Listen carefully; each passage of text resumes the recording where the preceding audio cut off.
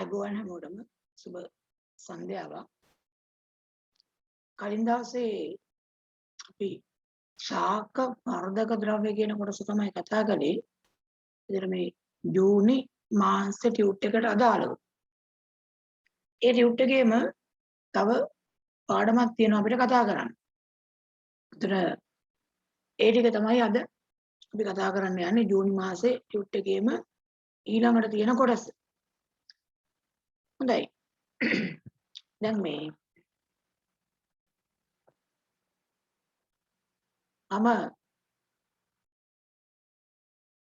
Message එකක් දාලා තිබ්බා මේ වෙබ්සයිට් එකෙන් සම්බන්ධ වෙන්න පුළුවන්.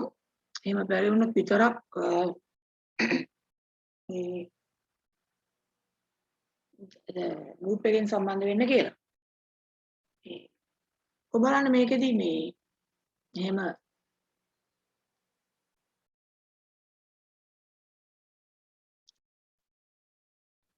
ගෲප් එකෙන් නැතුව අර වෙබ්සයිට් එකෙන් සම්බන්ධ වෙච්ච අය කවුද ඉන්නේ මේ ගෲප් එකේ නැතුව වෙබ්සයිට් එකෙන් සම්බන්ධ වෙච්ච අය පොඩක් අත්සලකුණ බලන්නකෝ.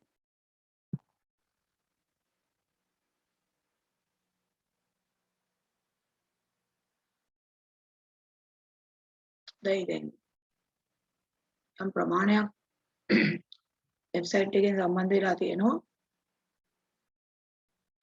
දැන් වෙබ්සයිට් එකෙන් සම්බන්ධ වෙන්න අනිත් අයත් මේ හුරු වෙන්න මේ වෙබ්සයිට් එකට අනිවාර්යයෙන් මේ රෙජිස්ටර් වෙලා නැත්නම් රෙජිස්ටර් වෙන්න දැන් මේ සති දෙකකට වඩා වැඩි වෙබ්සයිට් එක සම්බන්ධ වෙන එක මම දාලා ඉතින් ඒක ගැටු මොනවා හරි තිබුණොත් මේ ඔයගොල්ලන්ට මැසේජ් එකක් එවන්න පුළුවන් පස්සේ මේ ටෙලිග්‍රෑම් පණිවිඩයක් විදියට ඔත අපි වෙබ්සයිට් එකට තමයි වීඩියෝ එක දාන්නේ. ඒ වගේම වෙබ්සයිට් එක හරහා සම්බන්ධ වෙන්න පුරු වෙන්න ඒකෙන් ඉදිරියේදී සමහරවිට දිගටම ඒක හරහා සම්බන්ධ වෙන්න සිද්ධ වෙන්න පුළුවන්. ඒ ඉන්න තාම දැන් මම සති දෙකක් තුනක් තිස්සේ දෙකටම දැම්මා. මොකද අර අලුතෙන් ආපු අප්ඩේට් එකකුත් එක්ක මේ ගෲප් එකට දැම්මහම වෙන ගැටලුවකුත් මේ පහුගිය දවස්වල මතුවන සමහර පන්තිවලදී ඒකේ පාස්කෝඩ් එකක් ඉල්ලනවා ගෲප් එක හරහා යන්න ගියාම ඒතර පාස්කෝඩ් එකකුත් දෙන්න වෙනවා. නමුත් ඒකෙත් සමහර අවස්ථාවල පාස්කෝඩ් එක ගැව්වට මේ මම කියන්නේ මේ Zoom එකෙන් ඔන්ලයින් ක්ලාස් එකට සම්බන්ධ වෙනකොට ඒක හරිය ගියේ නැති අවස්ථාවක් තියෙනවා. මොකක් හරි Zoom එකේ අප්ඩේට් එකක් ඇවිත් තියෙනවා. ඒකත් එක්ක ඒ ප්‍රශ්න ඇවිල්ලා තියෙනවා. හැබැයි වෙබ්සයිට් එක හරහා එනකොට එහෙම පාස්කෝඩ් එකක් මොකක්වත් ඉල්ලන්නේ නැහැ. ඒ හින්දා මේ ඒක හරහා එන්න මේ හුරු වෙන්න මම හිතන්නේ දැනෙන ප්‍රමාණයක් වෙබ්සයිට් එක හරහා ආපු අයත් ඉන්නවා. හොඳයි අපි දැන් අද පාඩමට යම් බලන්න මේ කලින් දවසේ ශාක වර්ධක ද්‍රව්‍ය කියන කොටස තමයි කතා කළේ. ඒතර ඒකේ අපි මේ කොටස් කතා කළා. අර එක ශාක වර්ධක ද්‍රව්‍ය කෘත්‍රිමව හදලා විවිධ ප්‍රයෝජන ලබා ගන්නවා කියලා කිව්වා. උද්‍යාන විද්‍යාවේදී සහ මේ සමහර වෙලාවට විවිධ භෝග වගා කිරීම වලදී මෙන්න මේ ටික අර සම්පූර්ණ කරන්න කියලා එදා මතක් කරා. මම හිතන්නේ ලියන්න කියලා ගෙදරදී මේක අච්චුපතේත් මම හිතන්නේ ඔයගොල්ලන්ගේ තිබුණා. පළවෙනි එකේ තියෙනවා මේ 2 4 DPA කියන එක. එතන මේ 2 4 DPA කියන එක මොනවටද යොදා ගන්න පුළුවන්? එකක් තමයි කුඹුරු වල පළල් පත්‍ර වල් පැලෑටි නාශකයක් විදියට පාවිච්චි කරන්න පුළුවන්. ඒ වගේ මේ 2 4 DPA සහ මේ 2 4 5 TAP කියන ඒ වර්ග දෙකම පල් පැලෑටි නාශක විදියට පාවිච්චි කරන්න පුළුවන්. ඒක එතන ලියන්න පුළුවන් මොනවද කියන එක.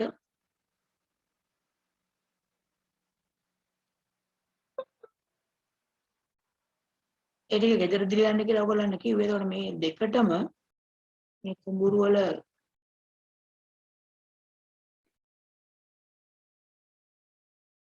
පළල් පත්‍ර වල් පැලෑටි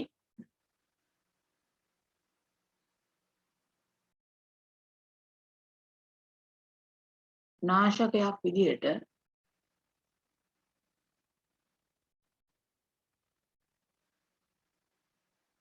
භාවිතා කරන්න පුළුවන් මේ දෙකම.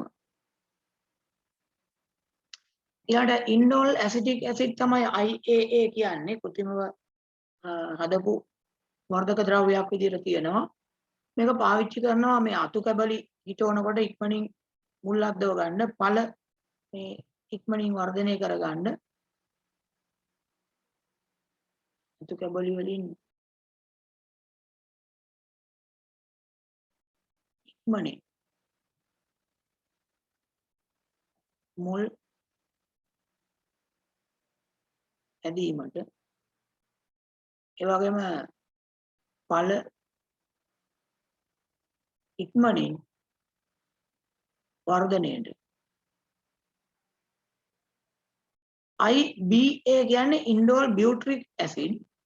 ඒතර මේ ඒකත් මේ කාර්ය සඳහාම පාවිච්චි කරනවා. ඉතින් ඔය කීපයක් උතන තියෙන්නේ කෘත්‍රිමව හදපු වර්ධක ද්‍රව්‍ය.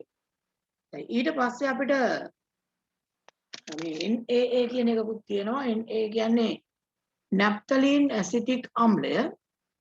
නැප්තලීන් ඇසිටික් අම්ලය කියන එකත් පාවිච්චි කරනවා මේ ගස්වල ගෙඩි අකාලේ වැටීම වළක්වන්න.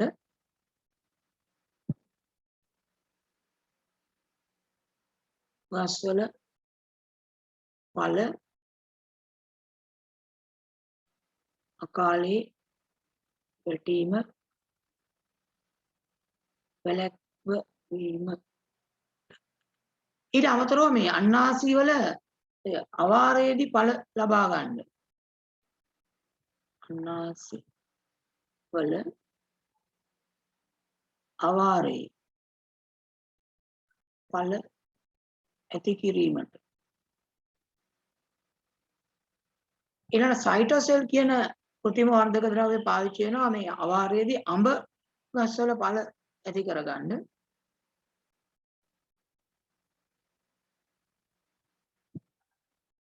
අඹ ගස්වල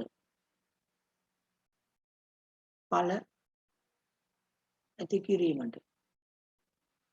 ඔයගේ මේ විවිධ වෙනත් කාර්යයන් කරන්න පාවිච්චි කර ගන්නවා මේ කෘත්‍රිම වර්ධක ද්‍රව්‍යයන්.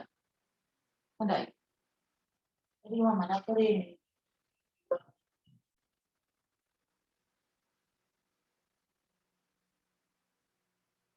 ඊට පස්සේ ඊළඟ පාඩමට අපි යම් මේකම ඊළඟට තියෙන කොටස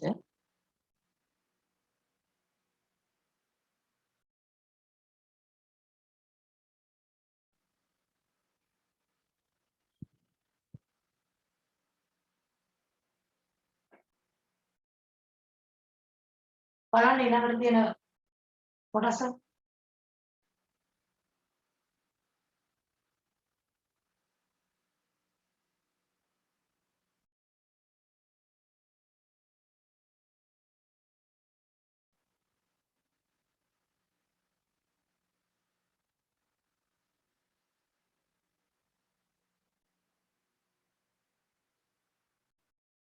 දැන් මේ ඊළඟ කොටසේ තියෙනවා ජීවීන්ගේ සංධාරණය සහ චලනය කියලා. මොකක්ද ඇත්තටම මේ චලනයක් කියලා කියන්නේ? ජීවියගේ චලනයක් කියලා හඳුන්වන්නේ මොකකටද? ඔව්. කාටද අදහසක් තියෙන්නේ මේ චලනයක් කියන්නේ මොකක්ද ජීවියෙක්ගේ? යම් ජීවියෙක්ගේ චලනයක් කියලා අදහස් කරන්නේ මොකක්ද? ඔව්. මොනවා එකක්ද චලනයක් කියලා හඳුන්වන්නේ?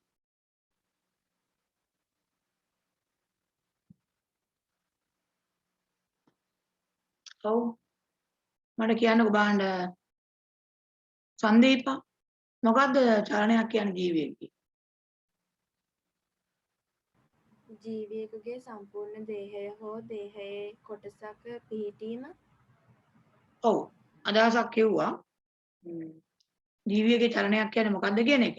තව කෙනකින් අපි අහලා බලමු. මේ ජීවීන්ගේ දැන් ජීවියෙක්ගේ චලනයක් කියලා අදහස් කරන්නේ මොකකටද? මොකක්ද? හංසි මොකද ජීවියෙක්ගේ චලනයක් කියන්නේ? උත්තේජයකට දක්වන ප්‍රතිචාරයක් ලෙස ජීවීන් සම්පූර්ණ දේහය හෝ දේහයෙන් කොටසක පිහිටීම වෙනස් කර ගැනීමේ ක්‍රියාවලිය. ඔව්. දැන් මෙතන කියනවා මේ උත්තේජයකට මේ ප්‍රතිචාරයක් විදියට ජීවියෙක්ගේ දේහය හෝ කොටසක් මේ පිහිටීම වෙනස් කර ගැනීම කියලා. එතකොට දැන් උත්තේජයක් කියන්නේ මොකක්ද? උත්තේජයක් කියන්නේ මොකකටද එහෙනම්? කාටද අදහසක් තියෙන්නේ උත්තේජයක් කියන්නේ මොකක්ද?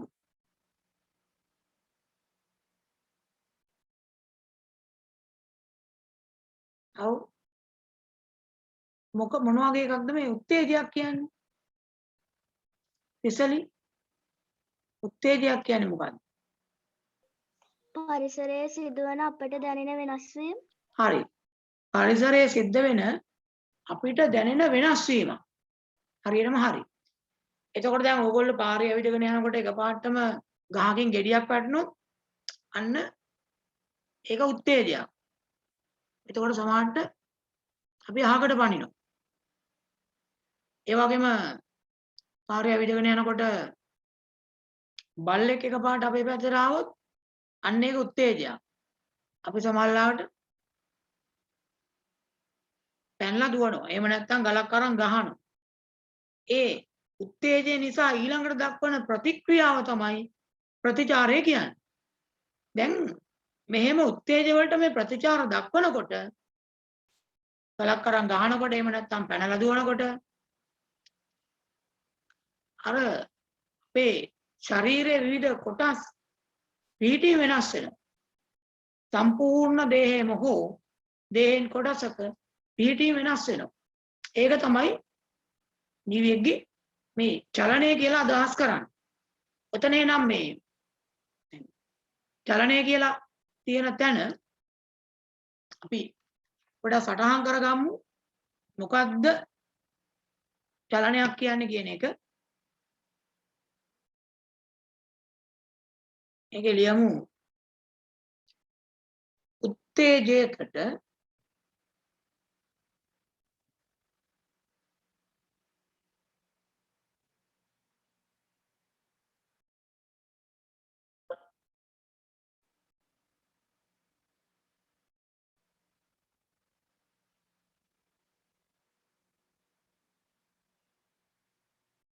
ප්‍රතිචාර ලෙස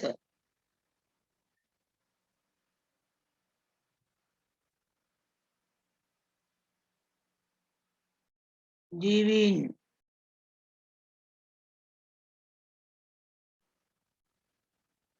මුළු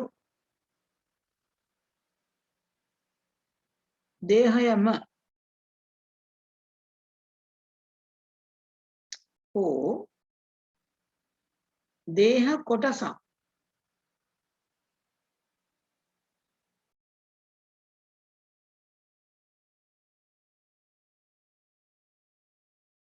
පිහිටීම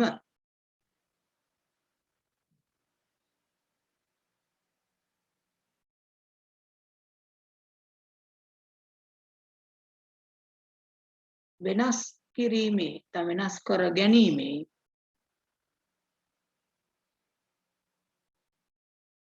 ක්‍රියාවලිය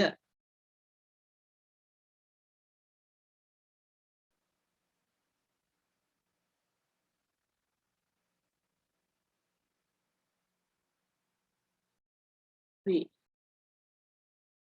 චලනයක් කියලා කියන්නේ එහෙනම් උත්තේජයකට ප්‍රතිචාරයක් විදිහට ජීවීන් තමන්ගේ මුළු දේහේම හරි දේහ කොටසක හරි පිහිටීම වෙනස් කරගන්න ක්‍රියාවලියට. දැන් සතුන් ශාකයන දෙගොල්ලන්ගෙම මේ චලන සිද්ධ වෙනවා. ඒතකොට මේ දෙගොල්ලම ජීවීන්නේ. ශාක කියන්නේ ජීවි, සත්තු කියන්නේ ජීවි. සත්තුන්ගේ නම් මේ පැහැදිලිව අපිට මේ චලන දකින්න පුළුවන්, අඳුර ගන්න පුළුවන්. ශාකවල ටිකක් චලන පැහැදිලිව අඳුර ගන්න ගැටලුවක් තියෙනවා. අපි දැකලා තියෙනවානේ දැන් හතෙකුට අපි හිතමු බල්ලෙකුට පාන් කෑල්ලක් දික් කරොත් මොකද වෙන්නේ? පාන් කෑල්ලක් දික් කරොත් එහෙම වලිග වනනවා. ගලක් අරන් ගැහුවොත් පැනලා දුවනවා.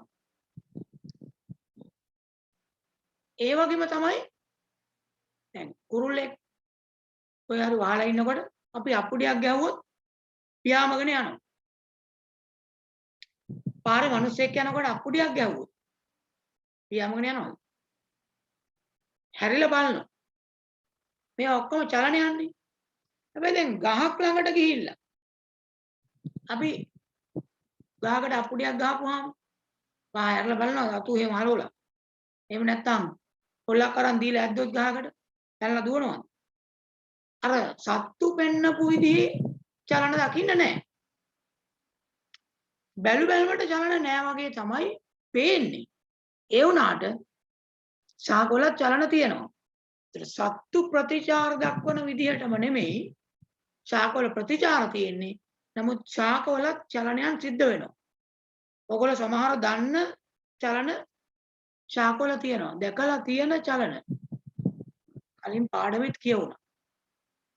කාට හරි මතක් කරන්න පුළුවන් මොනවද? දැන් ඔයගොල්ලෝ දැකලා තියෙන ශාකවල ඔයගොල්ලෝ දැකපු චලන මොනවා හරි. දැන් බල්ලෙක්ගේ පූසෙක්ගේ හරකෙක්ගේ නම් ඕන් තරම් චලන දැකලා තියෙනවා. මුස්සෙක්ගේ උනා. ශාකයක නෙත්මි දැකලා තියෙන චලනයක් මට කියන්න බලන්න. නිදිකුම්බා ශාක මැල. ඔව් නිදිකුම්බා ශාකේ අපි අතින් අල්ලුවොත් පත්‍ර මොකද වෙන්නේ? හැකිලෙනවා. ඒක චලනයක් තමයි. හොඳයි. තව ඒ වගේ චලනයක් චනුප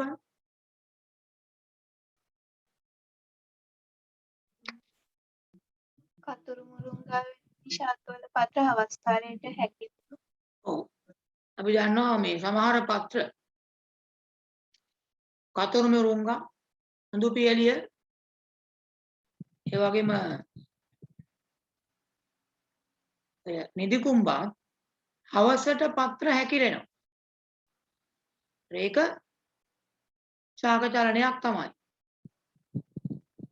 තවත් ඒ වගේ චලන තියෙනවා. වෙන මොනවද එහෙම අපිට හම්බෙන වෙනත් ශාක චලන කියපු ඒවාට අමතරව. ඔව්. මේ සද්ද නැතුව ඉන්න කට්ටියක් ඉන්නවා ගොඩාක්. පාඩමේ ඉන්නවද නැද්ද කියලා හොයන්නත් බෑ. ප්‍රතිචාර දක්වන්නෙත් නැහැ. ජීවින්ද කියලා සැකයකුත් මතුවෙනවා. දැන් ප්‍රශ්නයක් ආපුවාම මොකක් හරි ප්‍රතිචාරයක් දක්වන්නේ ජීවියෙක් නන්නේ. දැන් ජීවියෙක්ද නැද්ද කියලා සැකයක් එන සමහරු කිසිදු ප්‍රතිචාරයක් නැහැ.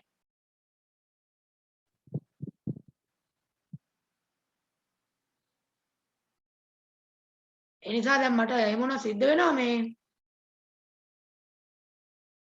ඔය හැමෝගේ මයික් මේ නෙමෙයි කැමරා ඔන් කරන්න කියන්නේ. මොකද මේ මම දන්නේ නැහැ ඔයගොල්ලෝ පාඩමේ ඉන්නවද වෙන මොනවා කරනවද කියලා දන්නෙත් නැහැ. බෞද්ධ කාලේ එහෙම වාර්තාත් හම්බුණා. සමහර අය. හැබැයි ඉතින් තමන් මොනවා කරත් අන්තිමට තමන්ට තමයි අත්විඳින්න වෙන්නේ. දෙමාපියන්ටවත් මටවත් වෙනත් ගුරුවරුන්ටවත් නෙමෙයි මම අර පන්ති පටන් ගත්ත කාලෙත් කිව්වා අතරමැද පටන් ගත්ත කාලෙත් මේ කොවිඩ් වල එහෙම නැත්නම් මේ කොරෝනා වල ප්‍රතිඵල එන්නේ තව අවුරුදු 5කින් 6කින් කොරෝනා හැදුනද නැද්ද කියලා හරියටම දැනගන්න පුළුවන්. එතකොටයි මේ කොරෝනා රෝගය නිසා නෙමෙයි කොරෝනා පිට දාලා තමන්ගේ වැඩ අතපසු කරලා තමන්ට කරන්න තියෙන දේවල් අත්හැරලා සමාල්ලාවට දෙමාපියන්ට හොරෙන් ගුරුවරුන්ට හොරෙන් ඒ අය රවට්ටනවා කියලා හිතාගෙන තමන්ගේ දේවල් කරන අයට තමයි අන්තිමට කොවිඩ් හැදිලා තියෙන්නේ කියලා බලා ගන්න පුළුවන් වෙයි. තව අවුරුදු 5ක් විතර ගියාම ඔයගොල්ලන්ගේ අධ්‍යාපන ප්‍රතිඵලවල තත්ත්වෙත් එක්ක. එතකොට කොවිඩ් වෛරස් එකට බැලලා වැඩක් නැහැ. ඇත්තටම එතකොට කොවිඩ් හැදිලා තියෙන්නේ අර රෝගය හැදිච්ච කට්ටිය නම් ඒගොල්ලෝ සති කිහිපයක් කොරෝනා හැදිලා සුව වෙයි. හැබැයි ජීවිත කාලෙම කොරෝනා වල බලපෑමෙන් ඒගොල්ලන්ට ජීවත් වෙන්න සිද්ධ වෙයි. ඒ කොරෝනා නිසා ඇතිවෙච්ච මේ තත්ත්වයන් තමන් අයුතු විදිහට පාවිච්චි කරොත් ඒක ජීවිත කාලෙම කොරෝනා හැදුනහා සමාන වෙයි. මොකද ඇත්තටම කොරෝනා හැදිච්ච අයට නම් මාසයක් දෙකක් ඇතුළත ඊට පස්සේ යථා තත්ත්වයටපත් වෙලා සාමාන්‍ය විදිහට ජීවත් වෙන්න පුළුවන්. හැබැයි කොරෝනා පිට දාලා තමන්ගේ වැඩ අවුල් කරගත්ත තමන් අනවශ්‍ය දේවල් කරපු අයට ජීවිත කාලෙම කොරෝනා හැදුනා වගේ තමයි ජීවත් වෙන්න වෙන්නේ. මොකද ඊට පස්සේ ඔය ගිය කාලේවත් කරපු දේවල්වත් ආපහු අද්දන්න හම්බෙන්නේ නැහැ. දැන් මං ඇහුවේ ශාකවල චලන සිද්ධ වෙන ශාකවල චලන දැකපු වෙනත් අවස්ථා මොනවද කියලා. ඒතකොට ඒ වගේ අවස්ථා නිර්මාල් කියන්න බෑ තව ශාක චලනයක් ශාකවල චලනයක් කූඩලු ශාකය හිරු රශ්මිය නිසා මැලවී යාම. ඔව් සමහරවිට විශේෂයෙන්ම ජලය අඩු වුණාම ඒ මැලවීම් වගේ දේවල් සිද්ධ වෙනවා.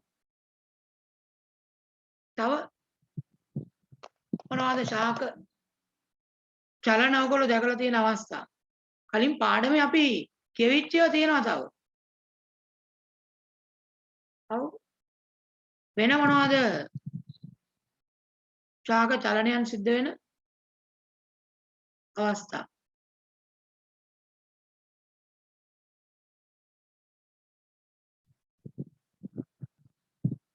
සුසර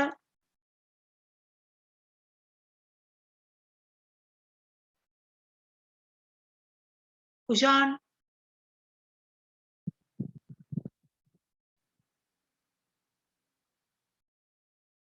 කුෂාන් කියපු එක මට හරියට ඇහුනේ නැහැ.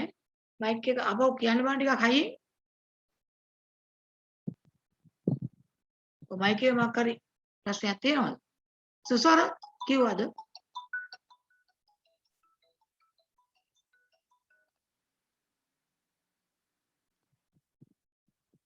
සත්මිර ශාක චලනයක්. ශාක හිරු එළිය දෙසට නැමී වර්ධනය වීම. ඔව් ඒක පැහැදිලිව තියෙන ශාක චලනයක් අපි කලින් පාඩමේ කතා කරපු එකක්. හිරු එළිය පැත්තට ශාක කඳ හැරෙන එක, හැරලා වර්ධනය වෙන එක. ඒකත් ශාක චලනයක්. හොඳයි. දැන් මෙතන තියෙනවා ශාක සතුන් දෙවර්ගයේම චලන දක්වයි. දැන් සතුන්ගේ විවිධ චලන වලට යොදා ගන්න විවිධ අවයව. එහෙම නැත්නම් ගොඩක් වෙලාවට මේ දේහ කොටස් තියෙනවනේ. එතකොට මේකේ තියෙනවා සතුන්ගේ චලන වලට යොදා ගන්න විවිධ අවයවයන් කීපයක් ලියන්න. නේද?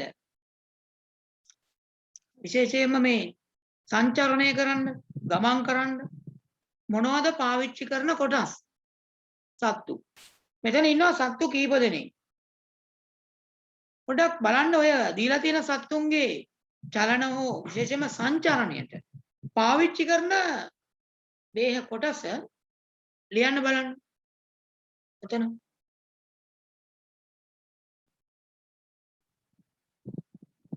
ඔය අවයව වලට කියනවා කාරකය කියලා. කාරක කියලා කියනවා. ක්‍රියා කරන කොටස. ඒතකොට අර වාක්‍යයේ සතුන් හා ශාක දෙවර්ගයේම චලන දක්වයි. සතුන්ගේ විවිධ චලන සඳහා යොදා ගන්නා විවිධ අවයව ඒවත් කාරක ඇත කියලා එන්නේ. හරි. එහෙම කාරක කීපයක් දැන් මේ සම්පූර්ණ කරන්න තියෙනවා. බලන්න මෙන්න මේ සතුන්ගේ චලන සහ සංචරණ වලට පාවිච්චි කරන කාරක කීපයක් ලියන්න බලන්න. ඒ පේන කාරකයන් මොනවද කියලා.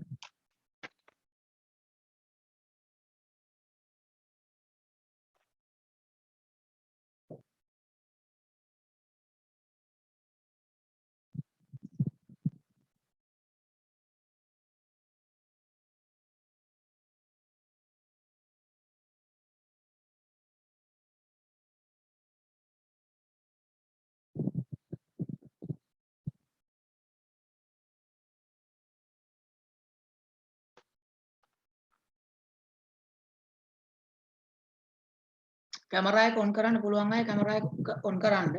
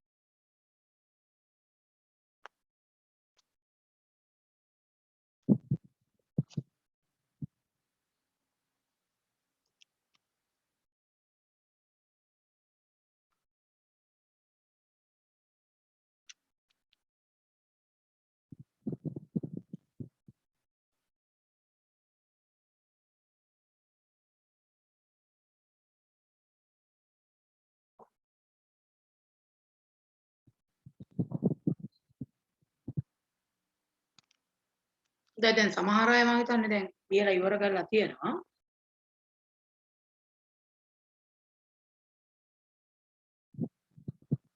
කියලා ඉවර නම් අර සලකුණ ඔබන්න.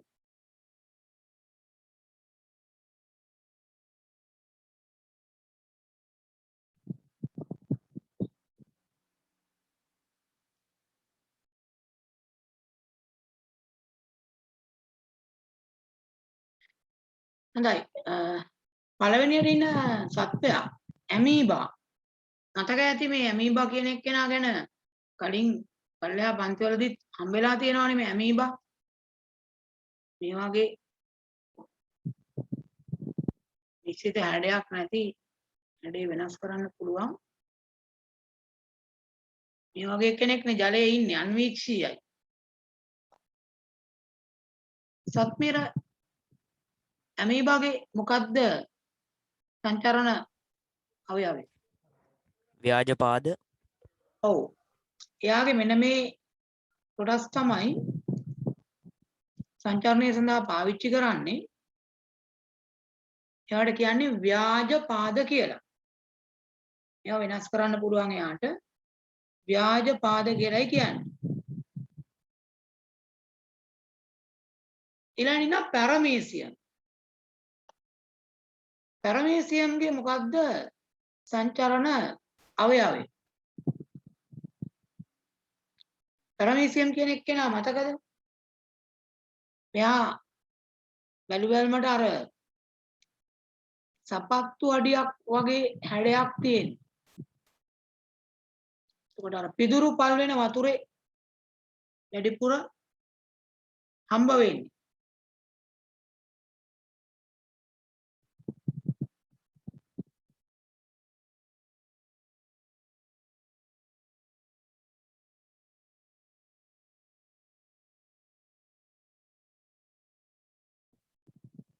මේ වගේ ස්වභාවයක් තියෙන්නේ පැරමේසියම්ගේ.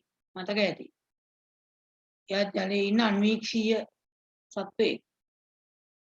පිදුරු පල් වෙන වතුරේ බහුලව හම්බ වෙනවා.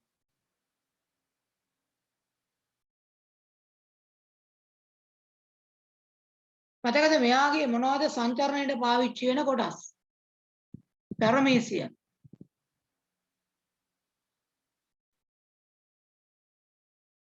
ජනිදු මයික් එක ඔන් කරන්න. පක්ෂම ඔව්. මෙයාගේ අර දේහයේ වටේ තියෙන සියුම් කෙඳි. මෙන්න මේ සියුම් කෙඳි තමයි සංචාරණයට යොදාගන්නේ. මෙයාට කියන්නේ පක්ෂම කියලා. පක්ෂම. ඒවා චලනයෙන් තමයි සංචාරණය සිද්ධ කරන්නේ. එහෙනම් මේක ලියන්න පුළුවන් පක්ෂම.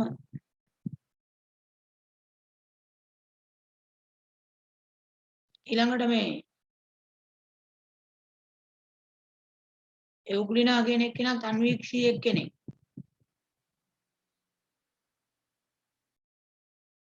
එයා ජලයේ ජීවත් වෙන්නේ.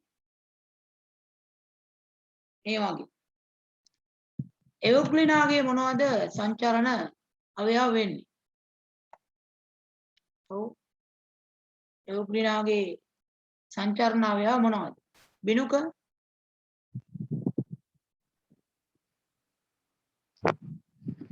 පක්ෂම හෝ ව්‍යාජපාද හෝ කශිකා. දැන් ඔය වර්ග තුන මේ තුන් දෙනාගේ තමයි තියෙන්නේ. ව්‍යාජපාද තියෙනවා ඇමීබට. පැරමීසියම්ට තියෙනවා පක්ෂම.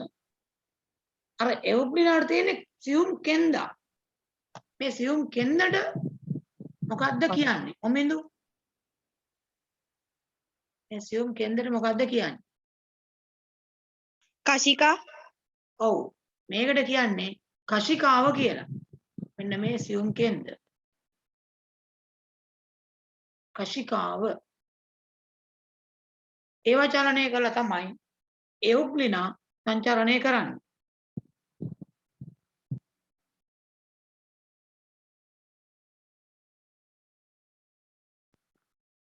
ඊළඟට ඩොල්ෆින්. ඩොල්ෆින් කියන එක්කෙනා මුහුදේ ජීවත් වෙන්නේ.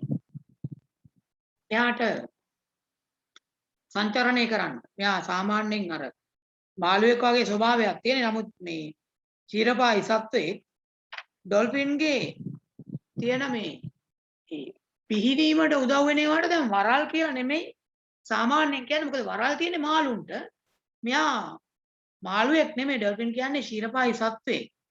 එතකොට වරල් වගේ පාවිච්චි කරනවා අපේ අත් වගේ කොටස්. ඒවට විශේෂ නමක් කියනවා. මොනවද මේ ඩොල්ෆින් සංචරණයට පාවිච්චි කරන ව්‍යුහ වලට කියන්නේ? ඔබන් දන්න අය? මොකක්ද මේ ව්‍යුහ වලට කියන නම? ඔව්.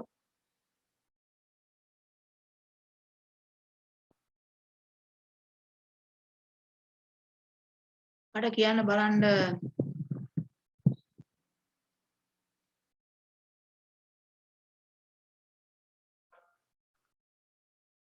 දැන් ගොඩක් අය දන්න බව පේනවා. මේ උත්තරයක් කියන්න බලන්න. චරිත් නෑ චිරාත්. අවල්පත්. ඔව්. ඒ ඩොල්ෆින්ගේ අර පිහිනන්න පාවිච්චි කරන ව්‍යුහ වලට කියන්නේ අවල්පත් කියලා. අපේ මේ අත් වගේ කොටස් අවල්පත් කියලා ඒවට කියන්නේ. අවල්පත්. උන මේ වරල් නෙමෙයි ඒවට කියන්නේ. ඊළඟ කපුටා. කපුටා සංචරණය සඳහා පාවිච්චි කරන ව්‍යුහ. ඒක නම් මම හිතන්නේ ගොඩක් අය දන්නවා. ඔව්. කපුටා පාවිච්චි කරන්නේ මදුෂ මොනවද කපුටා සංචරණයට පාවිච්චි කරන්නේ?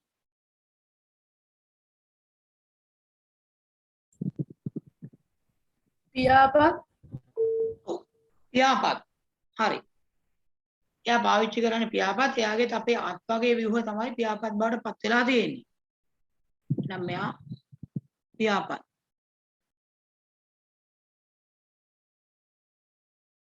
ඊට පස්සේ තියෙන්නේ ඉන්නේ ගෙම්බා ගෙම්බා සංචරණයේදී මොනවද පාවිච්චි කරන්නේ ඔව් අංශක ගාත්‍රා ඔව් එයාගේ තියෙන පාද නැත්තම් ගාත්‍රා තමයි ඉදිරි සහ පිටුපස ගාත්‍රාවන් පාවිච්චි කරනවා එක පැත්තකින් පීනනවා ඒ වගේ මෙයා පැන පැන යනවා දෙකටම ගාත්‍රා පාවිච්චි කරනවා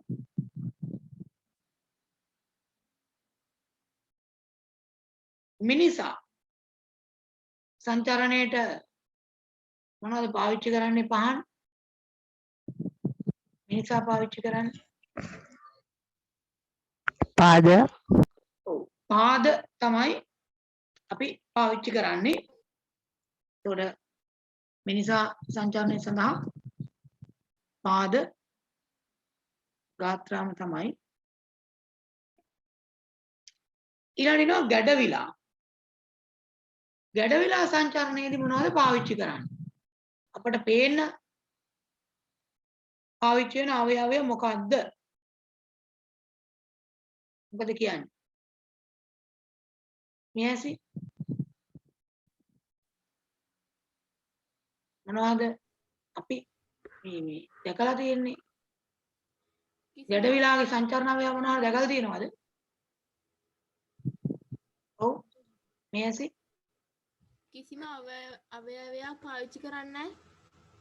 ඔව් අපිට මේ නිරීක්ෂණය වෙන්නේ නැහැ එහෙම අවයවයක් බාහිරින් අනිත් අයගේ වගේ ඒ වගේම කූඩැල්ල ගත්තාම බාහිරින් අපිට වෙනම අවයවයක් නිරීක්ෂණය වෙන්නේ නැහැ ගොළු බෙල්ලගේ බාහිරින් නිරීක්ෂණය වෙන්නේ නැහැ නමුත් මේගොල්ලන්ගේ දැන් ඔය ශරීරයේ තියෙනවා මේ පේශි ශරීරය තුල අන්නේ පේශීන් උදව් වෙනවා හැබැයි දැන් බාහිරින් ගත්තාම නිරීක්ෂණය කරන්න පුළුවන් විශේෂ අවයව නැහැ මේ තුන් දෙනාගෙම නෑ කියන එකට වඩා මේ නිරීක්ෂණය කළ හැකි අවයව නැහැ නිරීක්ෂණය කළ හැකි විශේෂ අවයව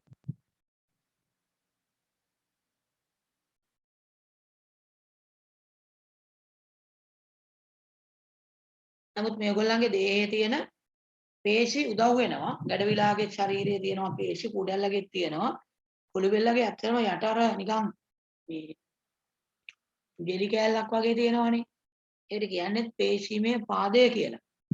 ඒතර මේ චලනයන් මේ පේශී චලනයන් උදව් වෙනවා. හරි ඔය විදිහට මේක සම්පූර්ණ කරන්න වෙන්නේ එතකොට අපිට මෙතන තියෙනවා මේ ගැඩවිලා කුඩැල්ලා ගොළු බෙල්ලා වෙන සතුන්ගේ චලන සඳහා උදව් වන නිරීක්ෂණය කළ හැකි විශේෂ අවයව නැත කියලා. හරි දැන් මේ සත්තු අතරේ ප්‍රධාන සත්තු වර්ග දෙකක් ගැන අපි දන්නවනේ. එක කට්ටියක් අපි කියනවා පෘෂ්ඨවංශීන්. අනිත් අය අපෘෂ්ඨවංශීන්. දැන් කවුද මේ පෘෂ්ඨවංශීන් කියලා අදහස් කරන්නේ? දැන් කොහොම ආයතද මේ පෘෂ්ඨවංශීන් කියලා කියන්නේ? මොකද්ද මේකට හේතුව? පෘෂ්ඨවංශීන් කියන්නේ හේතුව මොකද්ද? ඔව් කුෂාන්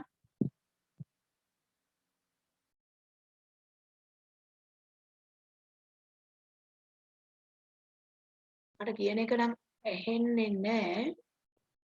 මොකද සිග්නල් වල ගැටලුවක් තියෙනවා මට පේන විදිහට ආපහු කියන්න බෑනේ මයික් එක උඹලා තියෙන්නේ.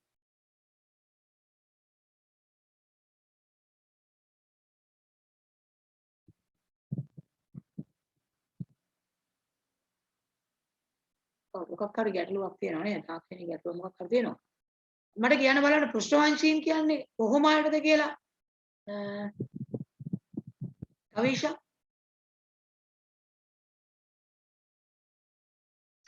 කශේරුකාවක් සහිත ජීවීන්ට හරි. කශේරුකාවක් එහෙම නැත්නම් කොඳුයට පෙලක් තියන අය තමයි පෘෂ්ඨවංශීන් කියන්නේ. එහෙනම් අපෘෂ්ඨවංශීන් කියන්නේ කොඳුයට පෙලක් නැති අය.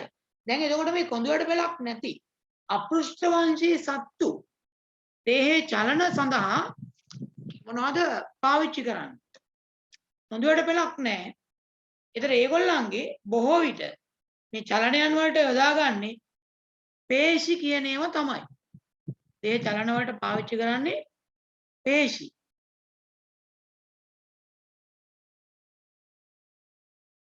එතකොට පෘෂ්ඨවංශී අය දේහ චලන වලට පේශි තියෙනවා.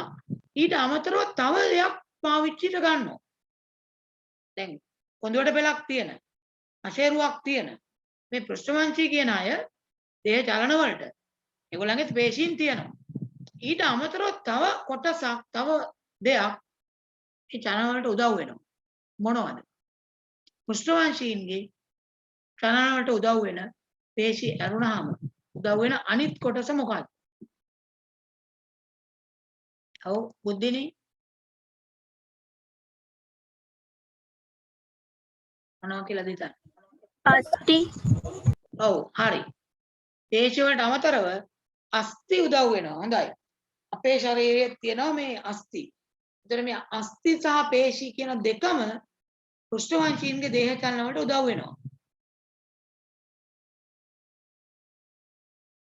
නම් පේශි සහ අස්ථි තමයි කොඳුයට පෙලක් තියෙන අයගේ චලන වලට උදව් වෙන කොටස් වෙන්නේ. හරි. දැන් මේ අස්ථි වලින් මොකද කරන්නේ කියලා බැලුවොත් චලන වලට උදව් වෙන එක එකක්. ඒක කාර්යයක්. ඊට අමතරව අස්ථි වලින් තව පිට කෙරෙන කාර්යයන් තියෙනවා. අස්ථි වෙන මොනවද කරන්නේ? ඔව්. චලන වලට අමතරව චලන වලට උදව් වෙනවට අමතරව මේ අපේ ඇඟේ තියෙන අස්ථි මොනවටද තව උදව් වෙලා තියෙන්නේ? සෙනුක වෙන මොනවටද උදව් වෙන්නේ?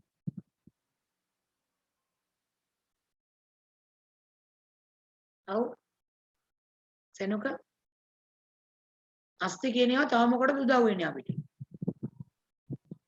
සංචරණය කරන්න හරි. සංචාරණයට උදව් වෙනවා. චලන සිද්ධ කරන්න උදව් වෙනවා. හොඳයි. තවත් අස්ථි වලින් කරන කාර්යයක් බලන්න මතක් කරගන්න. ඔව් අයෝධ්‍ය. අස්ථි වලින් වෙන මොනවද කරන්නේ?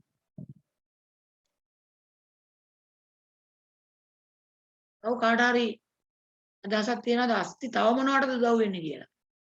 චලන කරනවට අමතරව වෙන මොනවටද අස්ථි උදව් වෙන්නේ අපේ?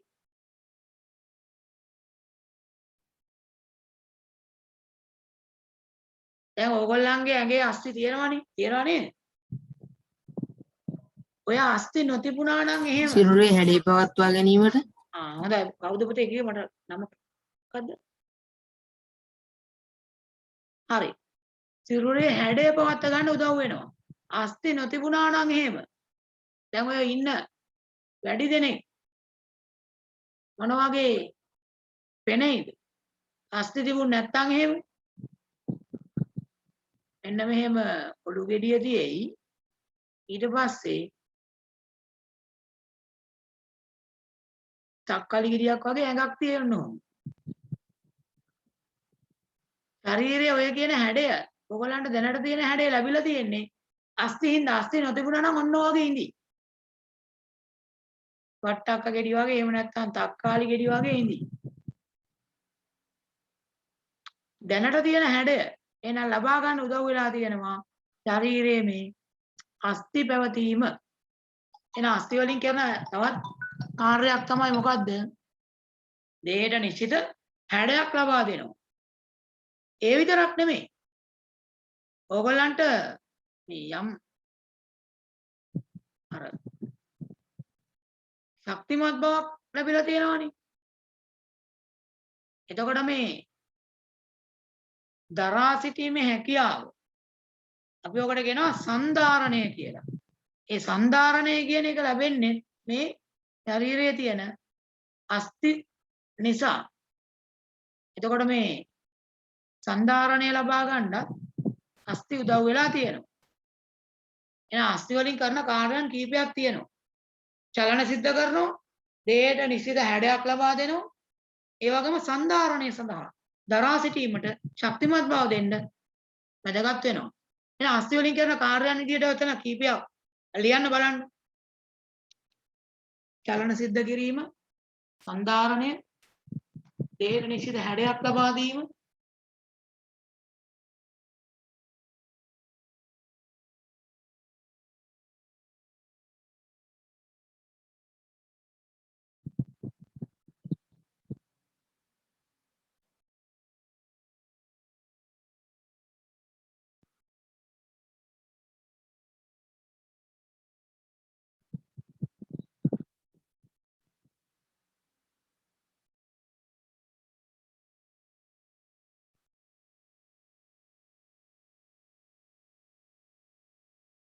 ඉවර. දැන් චලන සිදු කිරීම ලියන්න පුළුවන්. දේහයට නිශ්චිත හැඩයක් ලබා දීම ලියන්න පුළුවන්.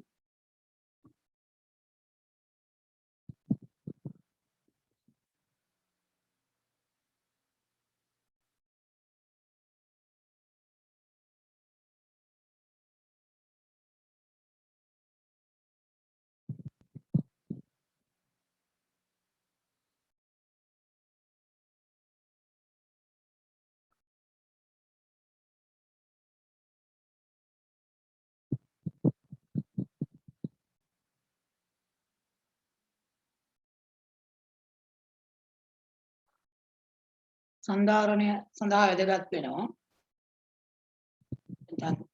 දැඩි බව ලබා දීම.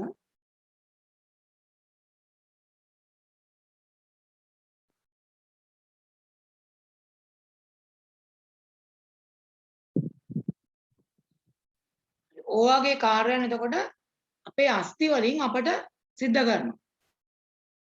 දැන් මේ අස්ථි සහ පේශි කියන වර්ග දෙකම චලන වලට උදව් වෙනවානේ. ඇත්තටම පේශි හයි වෙලා තියෙන්නේ බොහෝ විට මේ අස්ථි වලට. පේශියක් කියන එක ගොඩනැගිලා තියෙන විදිහ බැලුවොත් අපේ දැන් විවිධ ශරීරයේ විවිධ තැන්වල ඔය පේශීන් තියෙනවානේ. පේශියක් බැලුවොත් එහෙම බාහිරින් බැලුවාම මෙන්න මේ වගේ ස්වභාවයකින් තමයි පේශියක් අපිට පේන්නේ.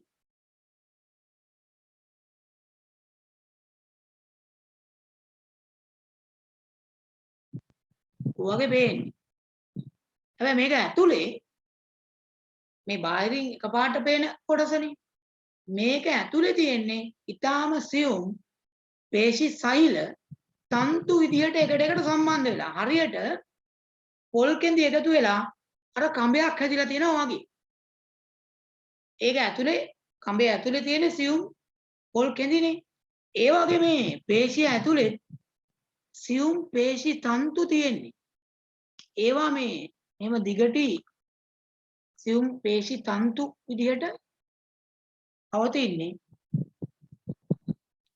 පිට බාහිරින් පේන්නේ විශාල යුගයක් විදිහට මෙහෙම. මේක ඇතුලේ පුංචි පුංචි තන්තු සමූහයක් තමයි. පුංචි පුංචි තන්තු සමූහයක් තමයි ඇතුලේ තියෙන්නේ. ඒ ඇතුලේ තියෙන තන්තු ඇන්දොත්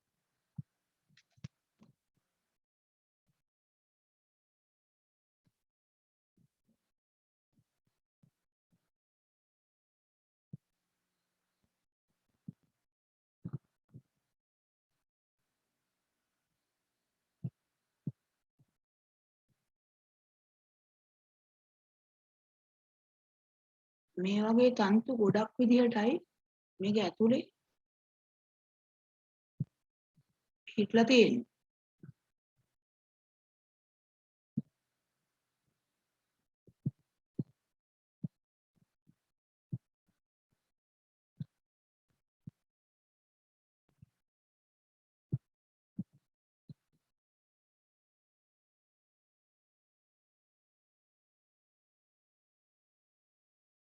දැන් එක තන්තුවක් විතරක් වෙන් කරලා විශාල කරලා ඇන්දොත් ඒ කියන්නේ පේශි තන්තුවක් විතරක් විශාල කරලා ඇන්දොත් මේ තියෙන්නේ තන්තුවක් සම්පේශි ශෛලයක් විතරක් විශාල කරලා ඇන්දොත් එන්න මේ වගේ දිගටි සිලින්ඩරාකාර ස්වභාවයක් තියෙනවා. ඒ පේශි තන්තු වල ව්‍යුහය ගැන ඔයගොල්ලෝ ඉහළ අන්ති වල ඉගෙන ගන්නවා. සිලින්ඩරාකාර සිහින් දිගටි ව්‍යුහ විදියට තමයි මේ පේශි තන්තු කියන ඒවා තියෙන්නේ. ඒ පේශි තන්තු වලින් තමයි පේශිය හැදෙන්නේ. පේශි තන්තු කියලා කියන්නේ පේශි සෛල. සාමාන්‍ය සෛල වලට වඩා ටිකක් වෙනස්. සාමාන්‍යයෙන් ඔයගොල්ලෝ දන්නවනේ සෛලයක න්‍යෂ්ටිය කියලා ව්‍යුහයක් තියෙනවා කියලා. පේශි තන්තු වල එක සෛලයක න්‍යෂ්ටි එකකට වඩා තියෙනවා. බහු න්‍යෂ්ටිකයි. දැන් මේ තියෙන්නේ එක පේශි තන්තු සෛලයක් විශාල කරා.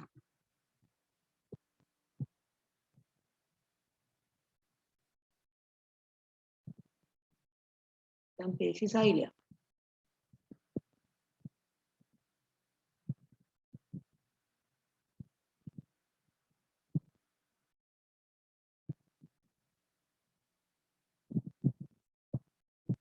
මේ තියෙන එතකොට පේශිය.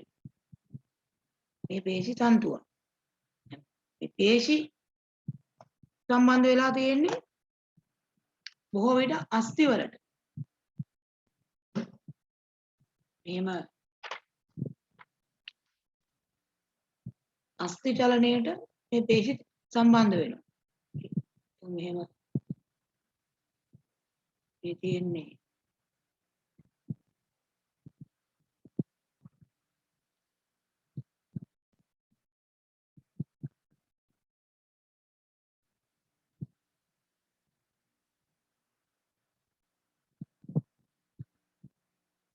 වැලමිටේ වගේ තැනක මේ වගේ අස්ථි පිහිටීමක් තියෙනවා.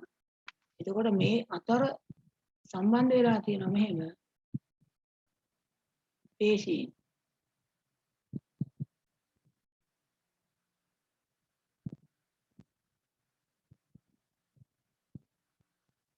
ඔය විදිහට පේශී සම්බන්ධ වෙලා තියෙනවා අස්ථි අතර. ඒතර මෙන්න මේ පේශි මගින් තමයි අස්ථි චලනය කිරීම කරන්නේ. මේ පේශිය මෙහෙට සංකෝචනය වුණාම මේ අස්ථිය එතනින් උඩට ඇදෙනවා.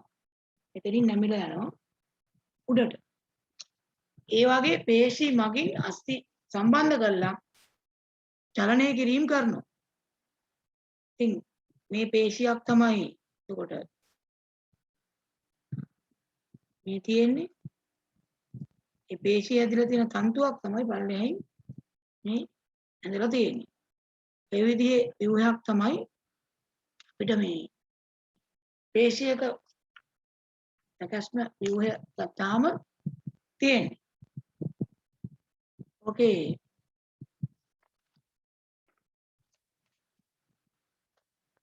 බලන්න ඊළඟට එතන තියෙනවා මේ පේශියක ලක්ෂණ මොනවද කියලා. එහෙනම් පේශියක් පේශි සෛල පේශි තන්තු වලින් තමයි හැදිලා තියෙන්නේ. මේ වගේ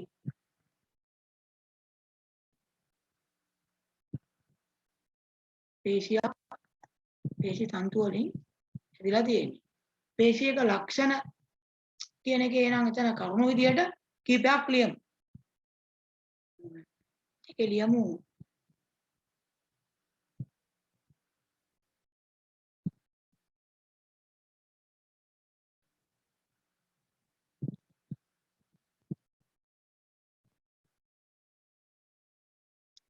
පේශි සෑදී තිබෙන්නේ. පේශි සෑදී තිබෙන්නේ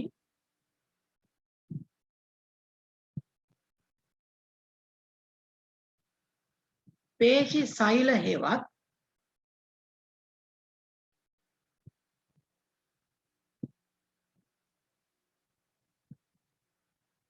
පේශි සෑදී තිබෙන්නේ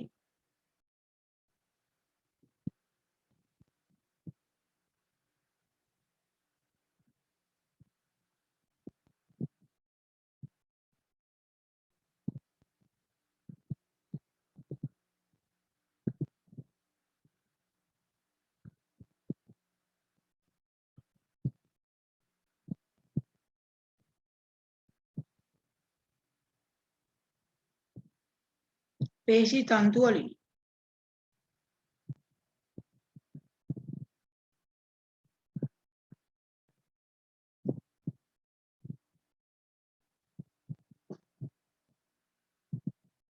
එතන මේ පේශි තන්තු වලට පුළුවන් සංකෝචනය වෙන්න සහ හිල් වෙන්න. කෙටි වෙන්න, දික් වෙන්න පුළුවන් පේශි තන්තු වලට.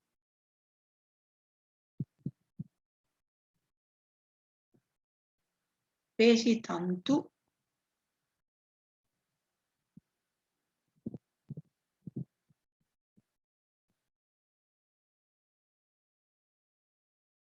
වලට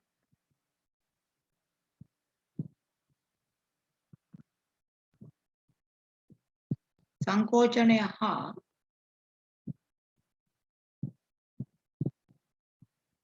ඉහිල් වීම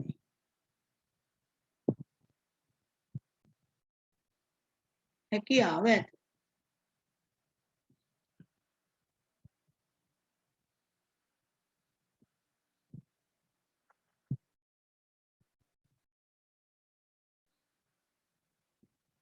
ඒතර ඒ හින්දා පේශියකටත් මේ හැකියාව තියෙනවා.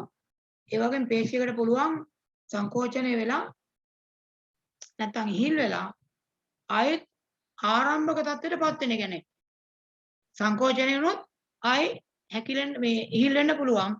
ඉහිල් වුණොත් නැවත සංකෝචනය වෙන්න පුළුවන්. ඒ නිසා පේශි වලට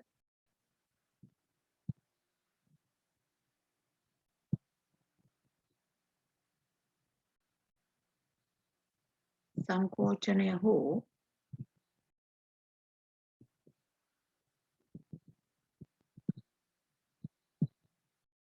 ඉහිල් වීම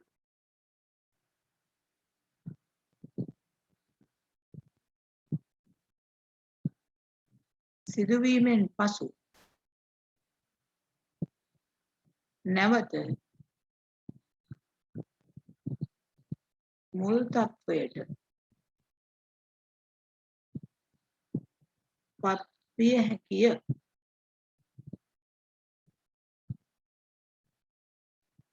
නැවත මුල් තත්ත්වයට පත් වෙන්න පුළුවන් පේශියට.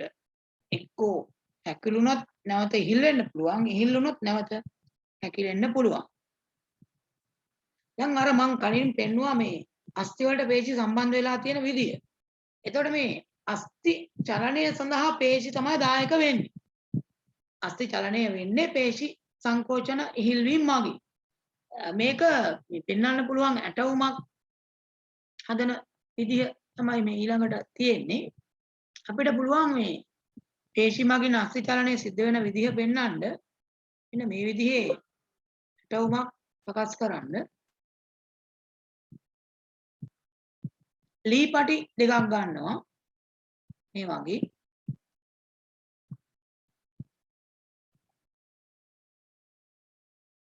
ඒ ලී පටි දෙක කැරකෙන්න පුළුවන් විදිහට එහෙම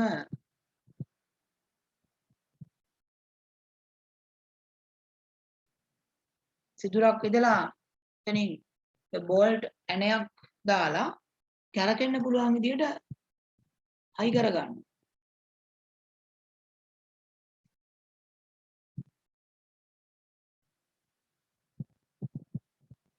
මෙතනින් සිදුරක් දාලා තියෙනවා. සිදුරක් දාලා ඇණයක් දාලා අර නට් එකක් දාපු ඇණයක් නැත්නම් බෝල්ට් ඇණයක් දාලා මේක හයි කරගෙන තියෙනවා. ඊට පස්සේ ඉලාස්ටික් පටි දෙකක් ගන්නවා. ඉලාස්ටික් පටි දෙකක් අරගෙන පොඩි එන දෙකකින් මේ ඉලාස්ටික් පටි දෙක හයි කර ගන්නවා තැන් දෙකකින්. එක ඉලාස්ටික් පටියක් අරගෙන ඒක හයි කරනවා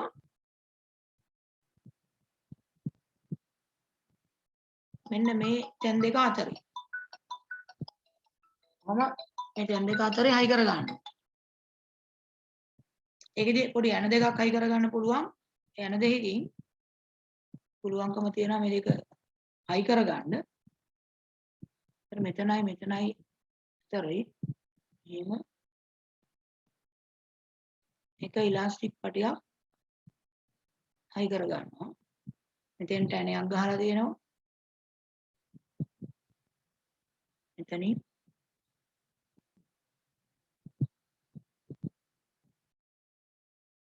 මෙතෙන්ටත් ඇණයක් ගහලා හයි කරලා තියෙනවා. අනිත් ඉලාස්ටික් පටිය තව තැන් දෙකකින් හයි කර ගන්නවා. මෙන්න මෙතනයි මෙතනයි අතර.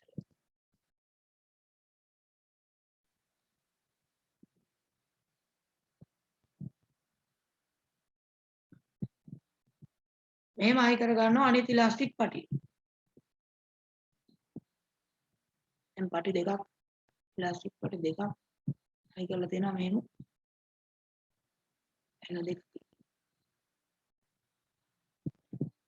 මේක මේ විස්තර කරන්න පහසු වෙන මම මේක ගන්නම් A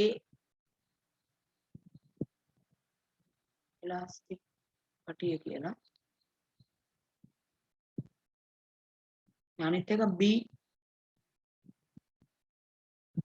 ඉලාස්ටික් පටිය.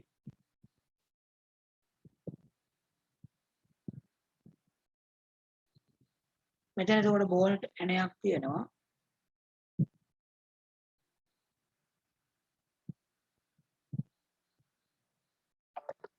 මේක ලී පටියක්. ඝනකම් කාඩ්බෝඩ් එකක් ගන්නත් පුළුවන්. සැහැල්ලු ලී පටියක්. මේකත් ලී පටියක්.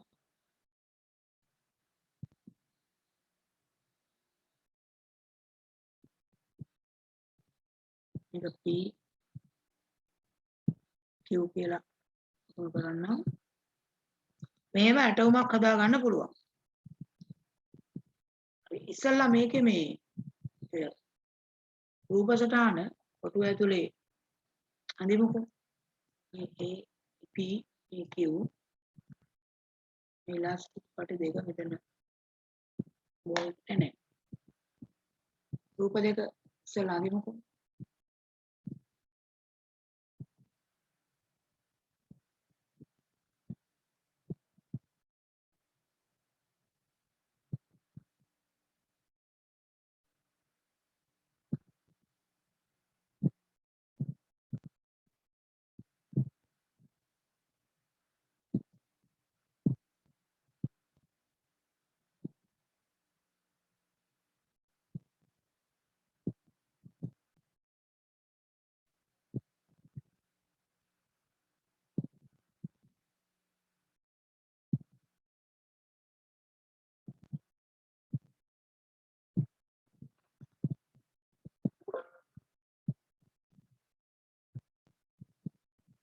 රූප දෙක අඳින්නකෝ.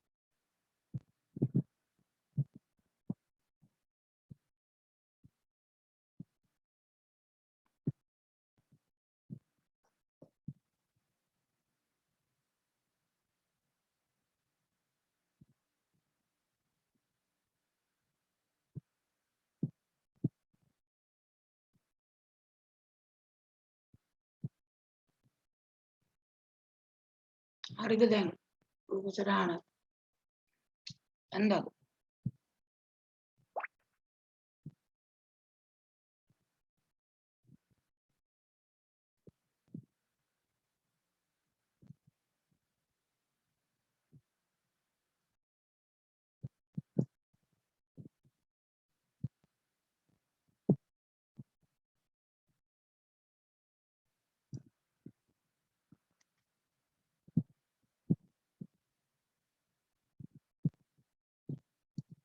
හරි බලන්න එතකොට මේකේ අර ප්‍රශ්න දෙක තුනක් තියෙනවානේ මෙන්න මේ ප්‍රශ්න දෙකට තනියම උත්තර ලියන්න බලන්න අර පල්ලෙහා දැන් රූපෙට පහලින් ප්‍රශ්න කීපයක් තියෙනවානේ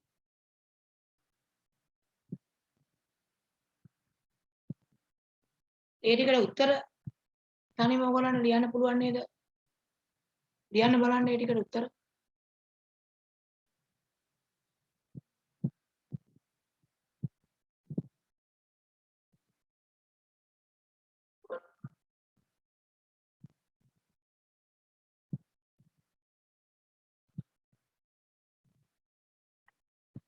මේ දෙකට උත්තර ලියන්න බලන්න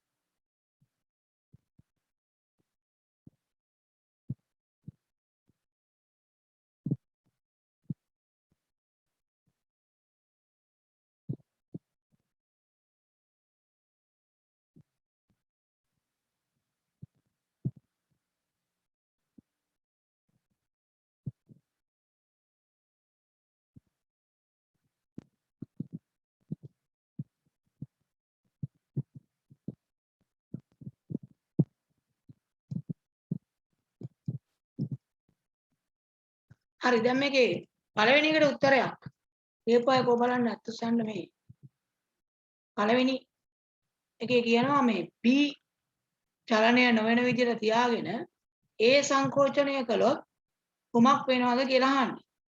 يعني P කියන අර D පටිය චලනය වෙන්නේ නැතුව තියාගෙන A කියන ඉලාස්ටික් පටිය සංකෝචනය කරොත් මොකද වෙන්නේ කියලා අහනවා.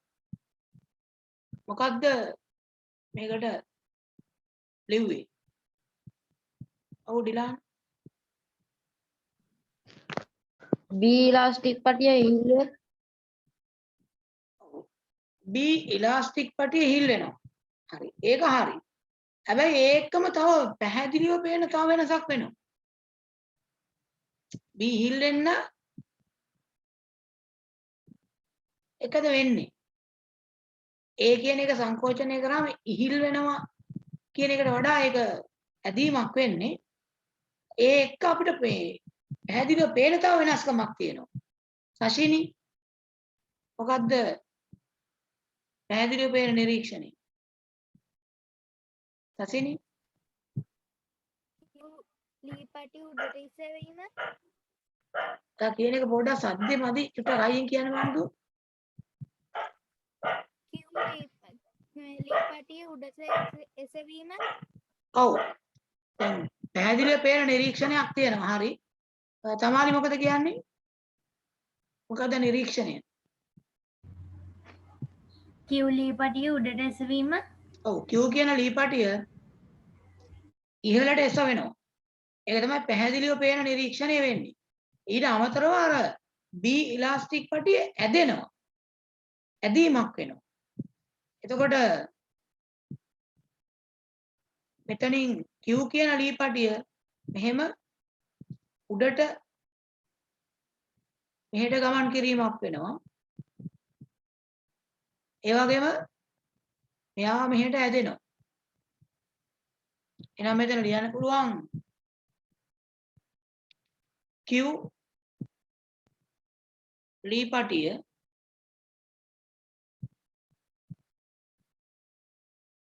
ඉහළට චලනය වේ. B ඉලාස්ටික් පටිය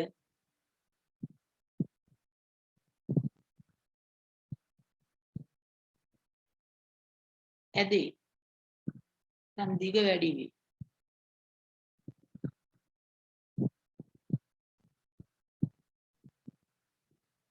ඒක තමයි නිරීක්ෂණ විදිහට ඇති වෙන්නේ. ඊළඟට කියනවා දැන් B චලනය නොවන විදිහට තියාගෙන B චලනය නොවන විදිහට තියාගෙන B සංකෝචනය කළොත් දැන් B කියන ඉලාස්ටික් පටිය සංකෝචනය කළොත් කියන්නේ කෙටි කළොත් මොකද වෙන්නේ කියලා අහනවා. මෙයාව මෙහෙම මෙහාට ඇද්දොත් එතකොට මොකද්ද වෙන්නේ කියලා අහනවා. දැන් මොකද්ද වෙන්නේ? B සංකෝචනය කරාම කෙටි කළාම මොකද්ද නිරීක්ෂණය අයෝධ්‍යා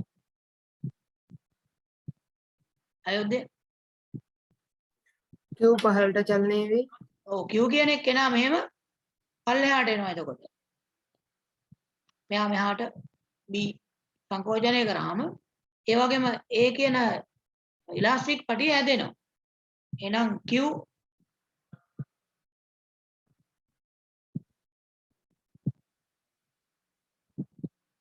පහළට චලනය වේ. Q පහළට චලනය වෙනවා. ඒ වගේම A ඉලාස්ටික් පටිය හැදෙනවා.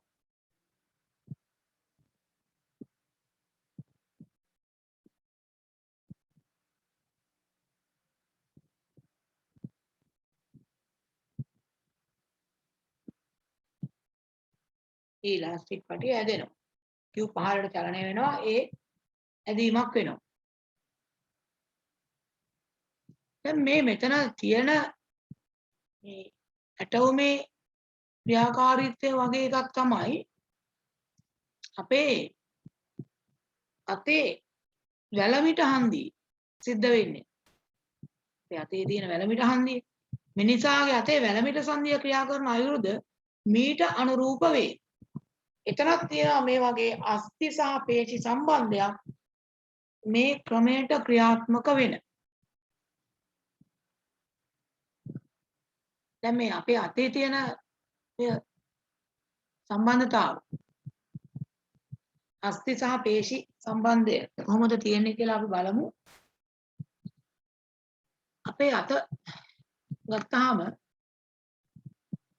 අපේ අතේ මේ පැරමිට හන්දිය කියන්නේ මෙතනනේ. මෙතන ඉඳලා මෙතෙන්ට තනි අස්ථියක් තියෙනවා. මෙතන ඉඳලා මෙතෙන්ට අස්ථි දෙකක් තියෙනවා. මේ පැත්තෙන් එකයි මේ පැත්තෙන් එකයි අස්ථි දෙකක් තියෙනවා. දැන් අත වැලමිටෙන් නමනවා කියන්නේ මෙහෙම කොහොම ඉහළට නමනවා. දැන් ඒකට උදව් වෙනවා මෙතන ඉඳලා මෙතන තියෙනවා. එතකොට එක අස්ථියක් මෙතන ඉඳලා මෙතෙන්ට අස්ථි දෙකක් තියෙනවා. ඔය අතර තියෙනවා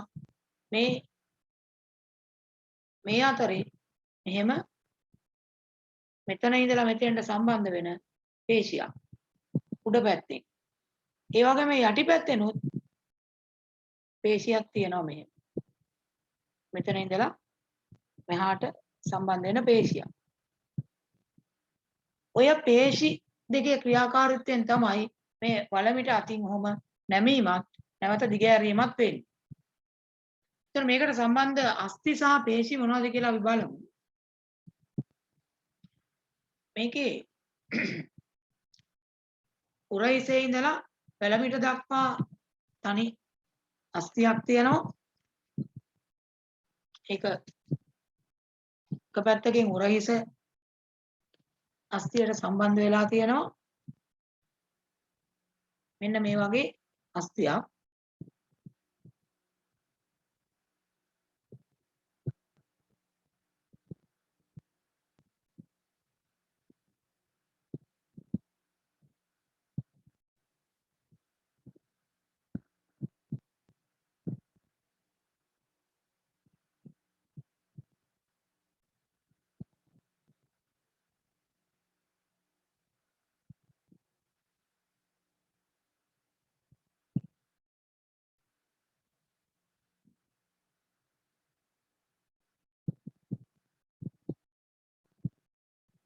මේ වගේ අස්ථියක් සම්බන්ධ වෙලා තියෙනවා.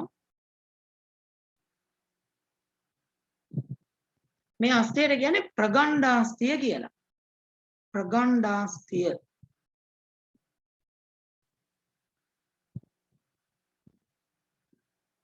ඊට පස්සේ මෙතන ඉඳලා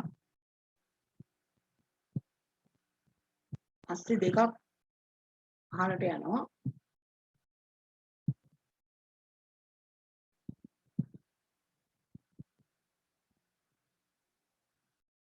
මෙහෙම පල්ලෙහාට යන අස්ති දෙකක් තියෙනවා. අර තරම් ඝනකම් නැහැ මේ අස්ති දෙක.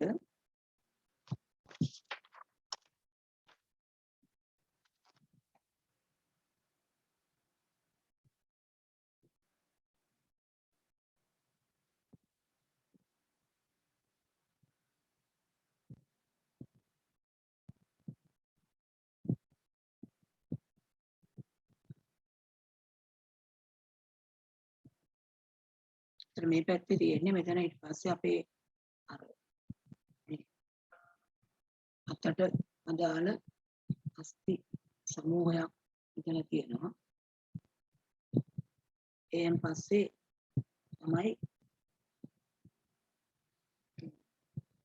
ඇඟිලි වලට අදාළ අස්ති එහෙම විදිහට බෙදලා තියෙන්නේ. අපිට වැදගත් වෙන්නේ මේ ප්‍රධාන අස්ති තුන. ඒතර මේ පැත්තෙන් එහෙම සම්බන්ධ වෙනවා අර පුරයිසට. එතනත් අස්තියක් තියෙනවා. දැන් මේ මෙන්න මේ අස්ති ගත්තොත් මේ තියෙන මේ අස්තියයි ඔය අස්තියට කියන්නේ ප්‍රගණ්ඩාස්තිය කියලා. ප්‍රගණ්ඩාස්තිය.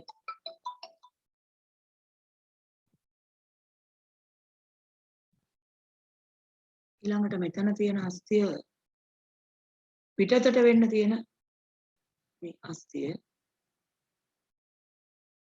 මේක මේ බාහිර පැත්තට වෙන්න තියෙන අස්තිය.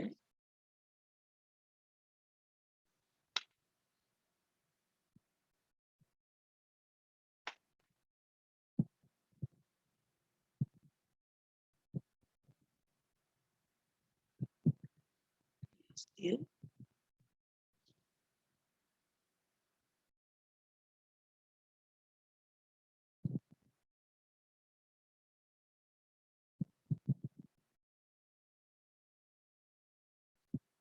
ඒ අස්ති දෙක එකකට කියනවා අරාස්තිය අනිත් එකට කියනවා අන්වරාස්තිය කියලා.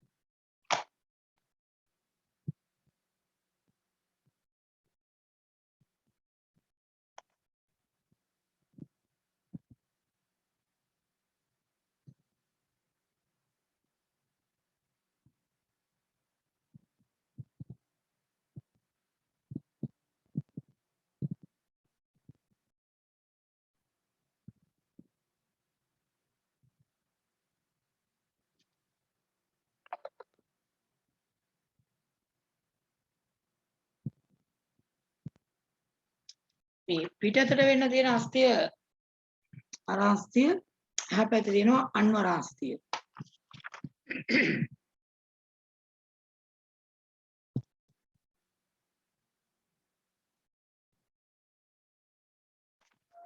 ඉතින් මේ නම් තුන ඉස්සෙල්ලා මතක තියාගන්න. ප්‍රගණ්ඩාස්තිය, අරාස්තිය, අන්වරාස්තිය. මේ ප්‍රගණ්ඩාස්තිය.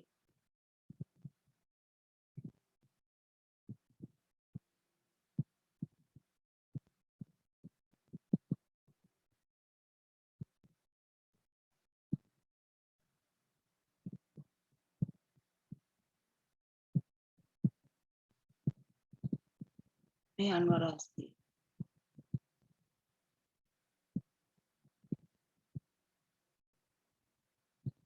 දැන් මේකේ තියෙනවා පේශීන් දෙකක් සම්බන්ධ වෙලා අර උඩින් ඉහළින් සම්බන්ධ වෙච්ච පේශියක් තියෙනවා. ඒකට කියන්නේ ද්විශීර්ෂ පේශිය කියලා. ඒක අරාස්තියට තමයි සම්බන්ධ වෙන්නේ. මෙතනින් මෙන්න මෙහෙම ආපු පේශියක්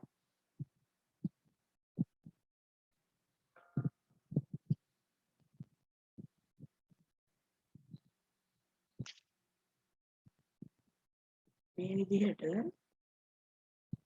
ඒත් මෙතෙන්ට සම්බන්ධ වෙලා තියෙනවා.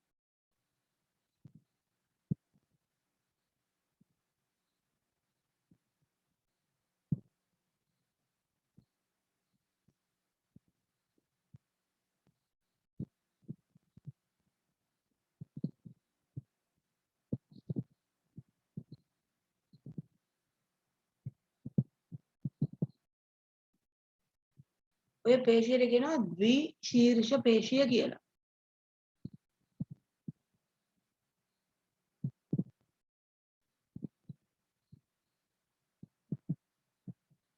ඒතර ඒක මේ සම්බන්ධ වෙනවා මේ පැත්තෙන් අරාස්තිය කියන එකට.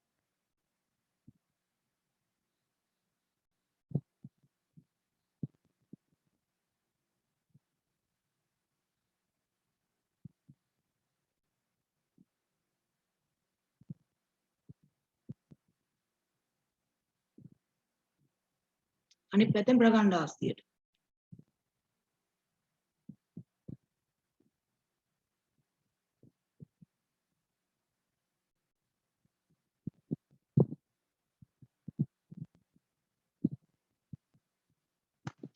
අරාස්තියට සහ ප්‍රගණ්ඩාස්තියට තමයි සම්බන්ධ වෙන්නේ. මේ තියෙන්නේ ද්විශීර්ෂ පේශිය. ඒතර ඔය පේශිය තමයි මේ සමාල්ලාවට අපි ඔය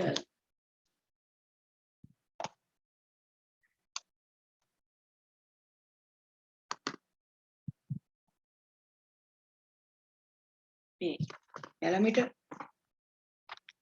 මෙහෙම නමුවාම මේ මෙතන පිම්බිලා වගේ එන්නේ. ඔය කියන අස්තිය තමයි ප්‍රගණ්ඩාස්තිය. එහෙම නමුවාම සමහර කට්ටිය ඉන්නේ අස්පුම්මන කට්ටිය. ඒගොල්ලන්ගේ මෙතන පිම්බිලා එන්නේ ඔය පේශිය තමයි ද්විශීර්ෂ පේශිය. ඒ ද්විශීර්ෂ පේශිය මේ ඉහළින් තියෙන්නේ. ඒක මෙහෙම සංකෝචනය වෙනකොට තමයි පැරමිටෙන් අත උඩට නැමෙන්නේ. එතෙන් තියෙන ද්විශීර්ෂ පේශිය ඔහොම තියෙන මේ ද්විශීර්ෂ පේශිය ඔහොම සංකෝචනය වෙනකොට තමයි එහෙම නැමෙන්නේ.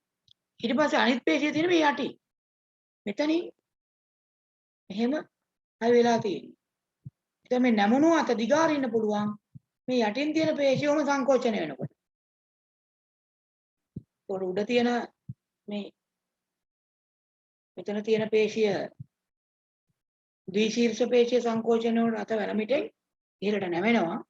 නැමුණු අත දිගාරෙන්නේ මේ පල්ලෙහා තියෙන පේශිය සංකෝචනය වෙනකොට. මේ පහළ තියෙන පේශියට කියන්නේ මෙහෙම මෙතන ඉඳලා සම්බන්ධ වෙනවා මේ අස්ථි දෙකටම. අරාස්තියට සහ අන්වරාස්තියට. එතකොට මේ ඒක අපි හඳුන්වනවා ත්‍රිශීර්ෂ පේශිය කියලා. ඒ විදිහටයි මේ පේශි සම්බන්ධ වෙලා තියෙන අපේ වැලමිට සංදියේදී. ඒතර යටින් තියෙනවා ඒක අන්වරාස්තියට සම්බන්ධ වෙන්නේ. ඒ යට තියෙන පේශිය ත්‍රිශීර්ෂ පේශිය කියන එක මේ ද්විශීර්ෂ පේශිය සම්බන්ධ වෙලා තියෙන්නේ අරාස්තියට. ත්‍රිශීර්ෂ පේශිය කියන එක යටින් තියෙන පේශිය අන්වරාස්තියට සම්බන්ධ වෙලා තියෙනවා. මේ විදිහට ත්‍රිශීර්ෂ පේශිය වෙන පාටකින් අඳින්නම් මේ පැහැදිලි වෙන්න ඕන හින්දා.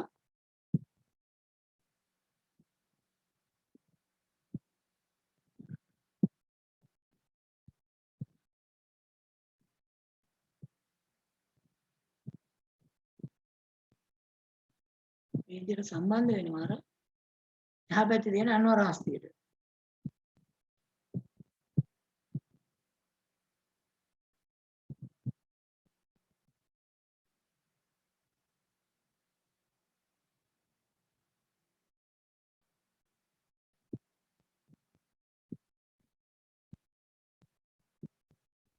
හරිද?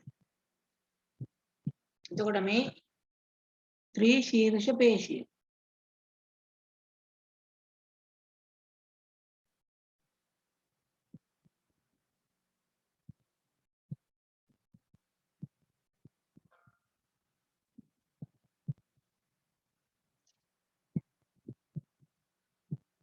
ඒක සම්බන්ධ වෙන්නේ ප්‍රගණ්ඩාස්තියට සහ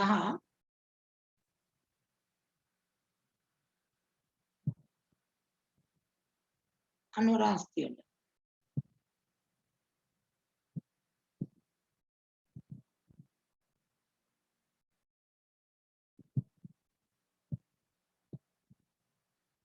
ඔය තියෙන එතකොට අපේ වැලමිට සංදියේ තියෙන මේ පේශි සහ අස්ථි සම්බන්ධතාවය මේ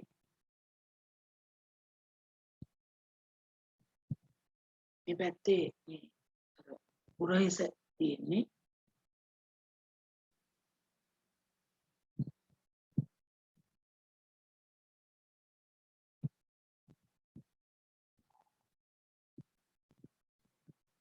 මේකේ මේ රූපේ පොඩ්ඩක් සටහන් කරගමු. එතන අස්ථි 3ක් සහ පේශි 2ක් තියෙනවා.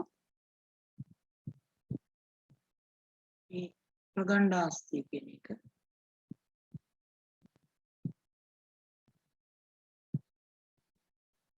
දුර ගන්න ඕන නිසා මම මේ පාට දෙකකින් දාන්නම්.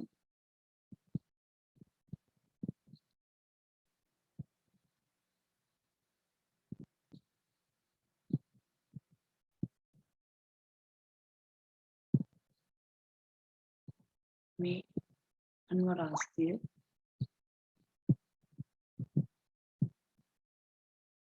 එහා පැත්තේ තියෙන්නේ රාස්තිය. අඳුර ගන්න ඕන නිසා මේ පාට දැම්මේ. පින් කරලා අඳුර ගන්න.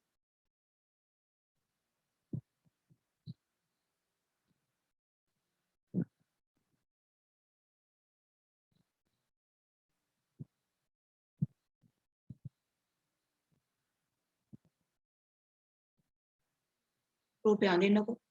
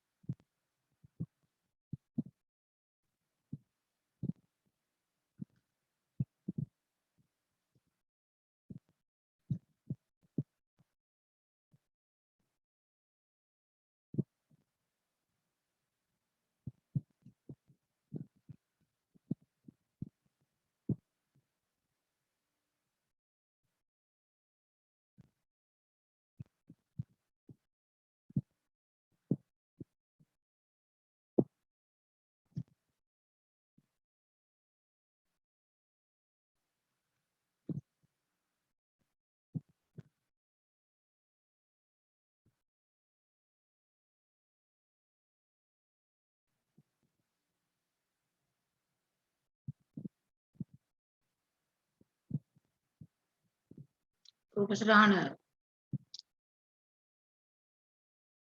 ඇඳලා ඉවර නම් පොඩ්ඩක් මට කැමරාවට අල්ලන්න බෑ ඇඳලා ඉවරයි. රූපය ඇඳලා ඉවර නම්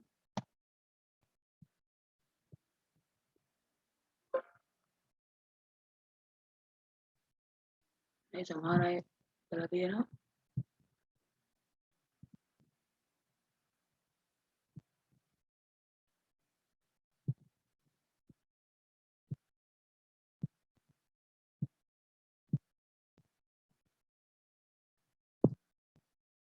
මේ සමහර අයගේ දැන් මට පේනවා අඳපු රූප.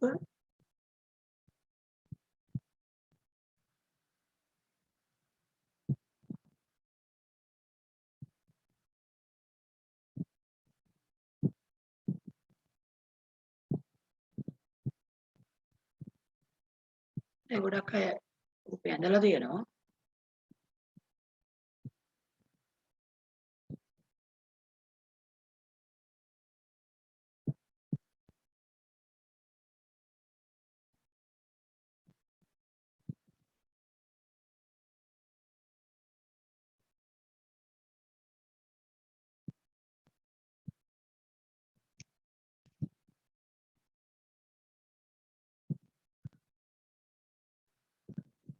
ඒකේ බලන්න දැන් වාක්‍යයක් තියෙනවා මේ.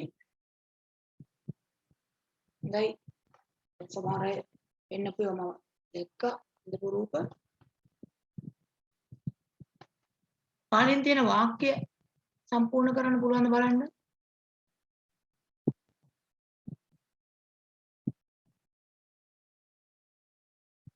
එතන යට තියෙනවනේ ඉස්සන් ටිකක් එක වාක්‍ය වගේ අත වැලමිටෙන් ඉහළට නැමීමට නම් ඉස්තනක් දාලා තියෙනවා සංකෝචනය කළ යුතුය. නැමුණු අත දිගහැරීමට නම් ඉස්තනක් දාලා සංකෝචනය කළ යුතුය කියලා ආයි තියෙනවා. ඉස්තන් දෙකට එන්න ඕන මොකද්ද කියලා ලියන්න බලන්න.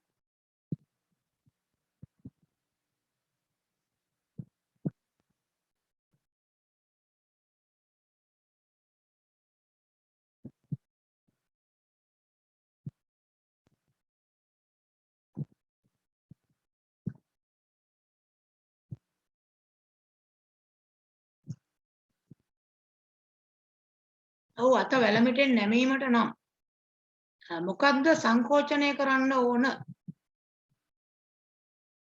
හේමික මොකද්ද ලියුවේ? පළවෙනි ස්ථානයේ මොකක්ද ආවේ? තිමුතු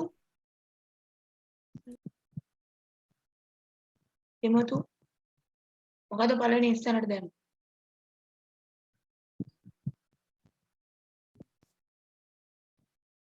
ඔව් කියන්න බලන්න.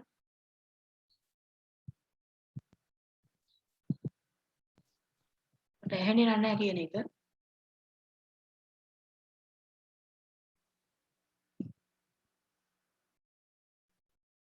ඔව් තමාලි මොකද්ද ලිව්වේ?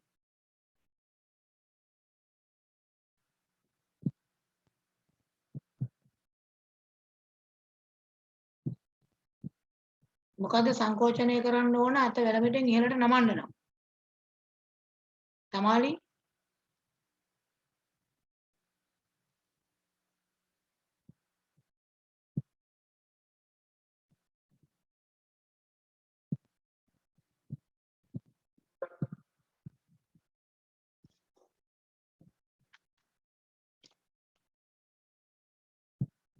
උත්තර නැහැ කාගේවත්.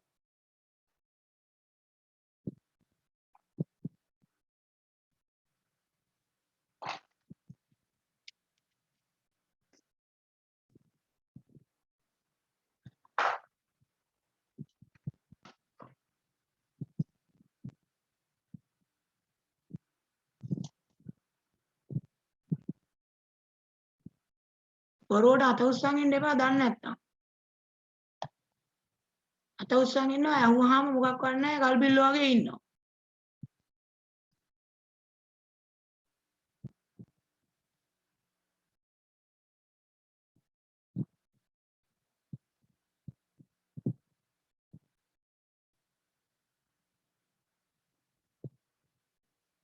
let me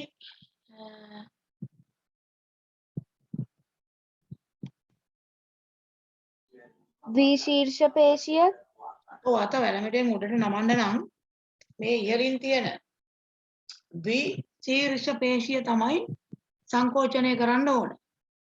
මම ඉස්සෙල්ලා අර පෙන්නුවත් ද්විශීර්ෂ පේශිය සංකෝචනය කරොත් තමයි අත වැලමිටෙන් ඉහළට නැවෙන්නේ. මේ පේශිය සංකෝචනය කරොත් තමයි මේ පේශිය සංකෝචනය කරොත් තමයි මේ කොටස උඩට නැමෙන්නේ. එතකොට එතෙන්දි මේ අරහස්තය විතර නෙමෙයි අරහස්තය අනරහස්තය දෙකම උඩට නැමිලා යනවා. මේ ද්විශීර්ෂ පේශිය සංකෝචනය කළොත්. ඊට පස්සේ නැමුණු අත දිගාරින්න නම් මොකද්ද කරන්න වෙන්නේ? චමෝදි නැමුණු අත දිගාරින්න නම් ශීර්ෂ පේශිය සංකෝචනය කරන්න ඕනේ. ඔව්. එතකොට සංකෝචනය කරන්න වෙන්නේ මේ ත්‍රිශීර්ෂ පේශිය. නැමිලා තියෙන අත දැන් මෙහෙම නැමුණට පස්සේ දිගාරින්න නම් මෙතනින් සම්බන්ධ වෙලා තියෙන මේ ත්‍රිශීර්ෂ පේශිය තමයි ඊට පස්සේ සංකෝචනය කරන්න වෙන්නේ. එතකොට මෙහා කෙටි කරනකොට මේ පැත්තට පහත් වෙනවා. අර අපි ඉස්සල්ලා මේ සකස් කරපු හදන්න පුළුවන් කියපු ඇටෝමේ විදිහම තමයි. එහෙනම් මේකේ ලියන්න වෙන්නේ අත වැලමිටින් ඉහළට නැමීමට නම් අත වැලමිටින් ඉහළට නැවෙන්න නම් සංකෝචනය වෙන්න ඕන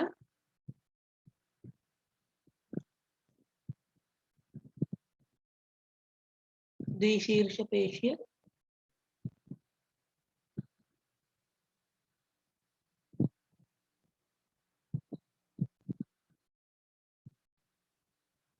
මේ උඩ තියෙන පේශිය දිගාරෙන්න නම් ත්‍රිශීර්ෂ පේශිය ඒ විදිහට තමයි මේ අත දිගෑරීම නැමීම සිද්ධ කරන්න පුළුවන් වෙන්නේ. මේ පැරමිට හන්දියේ මේ අස්ථි පේශි ක්‍රියා කරන්න. ඔය සත්තුන්ගේ මිනිස්සුන්ගේ මේ චලන සිද්ධ වීම. එහෙනම් මූලිකව සත්තුන්ගේ මිනිස්සුන්ගේ චලන සිද්ධ කරන්න උදව් වෙන්නේ අස්ථීන් සහ පේශි. එතකොට දැන් අපි අත චලනය කරනවා කියලා කිව්වට ඇත්තටම චලනය වෙන්නේ අර පේශීන්. පේශීන් මගින් තමයි මේ අතේ චලනය සිද්ධ කරන්නේ. අපි බෙල්ල හරවනකොට අපිට බාහිරින් පේනවා මේ ඔළුව හැරවෙනවා. නමුත් බෙල්ලේ පේශීන් තමයි මේ චලනයට මූලිකව උදව් වෙලා තියෙන කාරකය වෙන්නේ. ක්‍රියා කරන කොටස වෙන්නේ. පාදවලත් එහෙමයි. පාදයේ කලවා පේශි තියෙනවා. ඒ පේශි වලින් මේ පාද චලනය කරන්න පුළුවන්. කෙන්ඩා පේශි තියෙනවා. ඒවා උදව්වෙන් තමයි පාදයේ චලනය කිරීම සිද්ධ වෙන්නේ. ඔය එතකොට මිනිස්සුන්ගේ චලන සිදුවීම. ඊට පස්සේ අපිට කතා කරන්න තියෙන්නේ මේ චලනවලම ශාකවලට අදාළ කොටස. ශාක සන්ධාරණය හා චලනය කියලා තියෙන්නේ. දැන් මේ ශාකවල අපි දන්නවා සමහර කඳන් වලට තියෙනවා මේ ඒවා බොහොම ශක්තිමත් කඳක් තියෙනවා. දැන් එහෙම ශක්තිමත් කඳක් තියෙන ගස් ඔයගොල්ලෝ දන්නේ මොනවද? සනුමි ශක්තිමත් කඳක් තියෙන ගහක් කියන්න බලන්න. සනුමි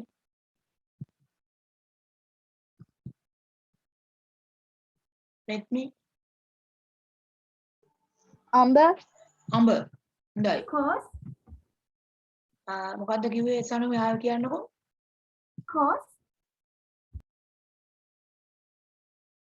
කියපේක පැහැදිලි වුණේ නැහැ. අයෝධ්‍ය ශක්තිමත් කඳක් තියෙන ගහ කොස් කොස් කළුවර කළුවර. අපි දන්නවා එතකොට අඹ කොස් බුරුත නැදුන් තේක කළුවර මේවා මේ ශක්තිමත් කඳක් තියෙනවා.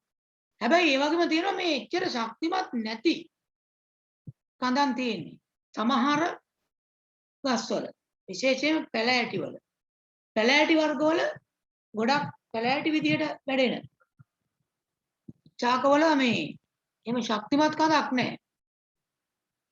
ඒ වගේ ශක්තිමත් කඳක් නැති පැලෑටි දන්නේ මොනවද තියෙන්නේ? ඔව් කියන්න බාන්න.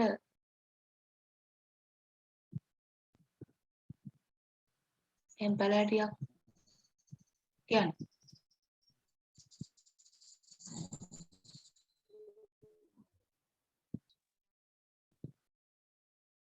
ඔව් සංදීප පොල්පලා පොල්පලා හොඳයි. තව ඒ වගේ ශක්තිමත් කඳක් නැති ඉමේෂ්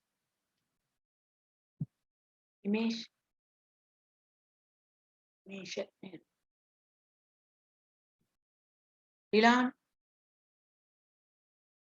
ශක්තිමත් කඳක් නැති ඒවා මොනවද තියෙන්නේ? ඔය කියන්නකෝ. කූඩලු අපෝ කියන්නකෝ.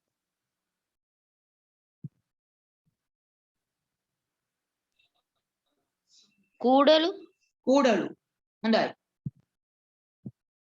හංසක එම ශක්තිමත් කඳක් නැති කෙසෙල් කෙසෙල්. දැන් සමහර ඒවා ශක්තිමත් කඳක් තියෙනවා, සමහර ඒවාට ශක්තිමත් නැහැ. එතකොට මේ ගොඩක් අර කලින් කියපු අඹ කොස් දෙල් බුරුත නැදුම් තේක්ක ඒ වගේ වට මේ ශක්තිමත් කඳක් ලැබිලා තියෙන්නේ. ඒව ඇතුලේ තියෙනවා අරටුව කියලා කොටසක්. කාස්ටේ කියලාත් ඔකට කියනවා. අරටුවක් තියෙනවා අර ශක්තිමත් කඳක් තියෙන ඒවා. හැබැයි දැන් ওই පස්සේ කියපු කූඩලු, පොල්පලා, කෙසෙල් ඊට අමතරව ගත්තොත් මිරිස්, උප්පමේනිය මේ වගේ ඒවා එහෙම අරටුවක් නැහැ. අපි කියනවා අකාස්ටීය කඳක්. ඒතර අරටුවක් නැති කඳන් හැබැයි අර අරටුවක් නැති වුණාට ඒවත් කඳ කෙලින් ඍජුව තියාගෙන ඉන්නවනේ. ඒතර මේ අරටුවක් තියෙන ඒවා නම් ඒ අරටුව මගින් ශක්තිමත් බව ලබා දෙනවා. හැබැයි දැන් මේ අරටුවක් නැති ඔය කියපු කූඩලු එහෙම නැත්නම් කුප්පමේනිය මිරිස් මේ වගේ ඒවා කඳ කෙලින් ඍජුව තියාගන්න උදව් වෙන්නේ මොනවද? මේවා අරටුවක් නැහැ මේ කෙලින් ඉන්නේ උසර මොනවා මගින්ද මේ කූඩලු කුප්පමේනිය මිරිස් වගේ ඒවා කඳ කෙලින් තියාගෙන තියෙන්නේ මොනවා මගින්ද?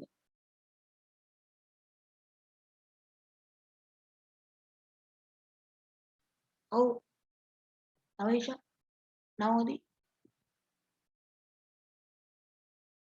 මොනවා මගින්ද මේ ඔය අන්තිමට කියපු ඒවා කඳ කෙලින් තියාගෙන තියෙන්නේ?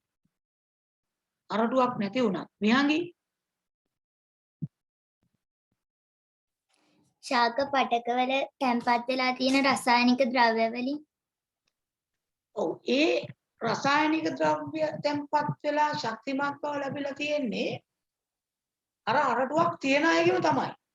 ඒගොල්ලන්ගේ අරටුව කියන එක හැදිලා තියෙන්නේ ඔය රසායනික ද්‍රව්‍ය තැන්පත් වෙලා. කියන්නේ අර කොස් අඹ බුරුත නැදුම් තේක්ක. හැබැයි මේ කූඩලු කුප්පමේනිය වගේ වේ ඒ අරටුව නෑ. ඒ රසායනික ද්‍රව්‍ය තැන්පත් වෙච්ච රයිල පටක නෑ. ඒවැ මේ ශක්තිමත් බව ඇති කරගෙන තියෙන්නේ රසායනික ද්‍රව්‍ය වලින් නෙමෙයි. සෛල වලට වතුර පුරවගෙන. සෛල වලට වතුර පිරලා තමයි දැඩි බවක් අරගෙන තියෙන්නේ. දැන් ඕගොල්ලෝ නිකන් හිතන්නකෝ මෙහෙම පොලිතීන් කවරයක් අරගෙන නිකන් පොලිතීන් කවරයක් අරගෙන අපිට පුළුවන් ඒක ඕන පැත්තකට තරන්න පොඩි කරන්න නමන්න. හැබැයි මේ පොලිතීන් කවරේට පිරෙන්නම එහෙම පොලිතීන් කවරේට පිරෙන්නම වතුර දාලා ඉතින් ගැට ගහගත්තොත් අපි එතකොට මේ පොලිතීන් කවර ඕන විදියට අපිට නමන්න දිගාරින්න එහෙම කරන්න බෑ. දැන් නිකන් පොලිතීන් කවර ඔහම තියෙනකොට ඔහම පොලිතීන් කවරේ තියෙනකොට මේක ඔබන්න පුළුවන්, අදින්න පුළුවන්, නවන්න පුළුවන්. හැබැයි මේ සම්පූර්ණයෙන් වතුර පුරවලා මෙතෙන් ගැට ගාලා තිබ්බොත් මේ පිම්බිලා තියෙද්දි මේක එබුවත් එහෙම හැඩය වෙනස් වෙන්නේ නැහැ. එක්කෝ ඒක සිදුරු වෙලා යයි. මේක ඇදලා හැඩය වෙනස් කරගන්න ටිකක් අමාරුයි. දැඩි බවක් එතකොට එනවා. අන්න ඒ වගේ එකක් වෙනවා සෛලවල. සෛල වලට වතුර පිරුණාම දැඩි ගතියක් එනවා. ඒකෙන් තමයි ඔය කූඩලු කුප්පමේනිය මිරිස් වගේ අරටුවක් නැති අකාෂ්ඨීය ශාක කඳ ඍජුව තියාගන්න. එහෙනම් මෙතන ලියන්න පුළුවන් කූඩලු වෙන අරටුවක් නැති අකාෂ්ඨීය ශාක කඳ ඍජුව තබා ගැනීමට එනම් සන්ධාරණ කෘත්‍යයට ශාක කඳේ සෛල ජලයෙන් පිරී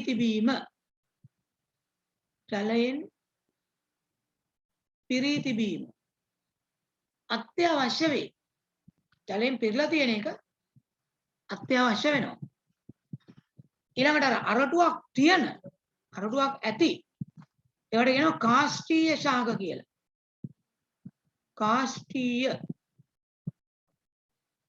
ශාක අරටුවක් තියෙන කාෂ්ඨීය ශාක කඳ ඒවේ සෛල තුල මේ ජල ප්‍රතිශතය අඩු වුණාට කඳේ ඍජු බව නැති වෙලා යන්නේ නැහැ. දැන් කූඩල කුප්පමේනිය වල ඉස්සලත් එක්කෙනෙක් කිව්වේ ඒවා පැලේ ගලවලා නිකන් දාලා තිබ්බොත් කඳ මැලවිලා යනවා. ඒකට හේතුව ඒ ශාකයේ තියෙන ජලය වාෂ්ප වෙලා යනකොට කඳේ ඍජු බව නැති වෙනවා. හැබැයි අරටුවක් තියෙන ගස්වල ජලය අඩු වුණා කියලා සෛලවල කඳේ ඍජු බව නැති වෙලා යන්නේ.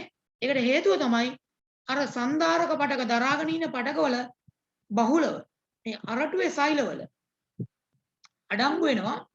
විශේෂයෙන්ම ඔය කලිනුත් කිව්වා මේ ලිග්නින් සෙලියුලෝස් වගේ අර රසායනික ද්‍රව්‍ය තියෙනවා කියන්නේ.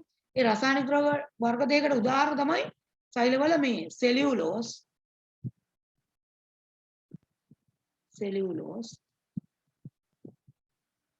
ලිග්නින්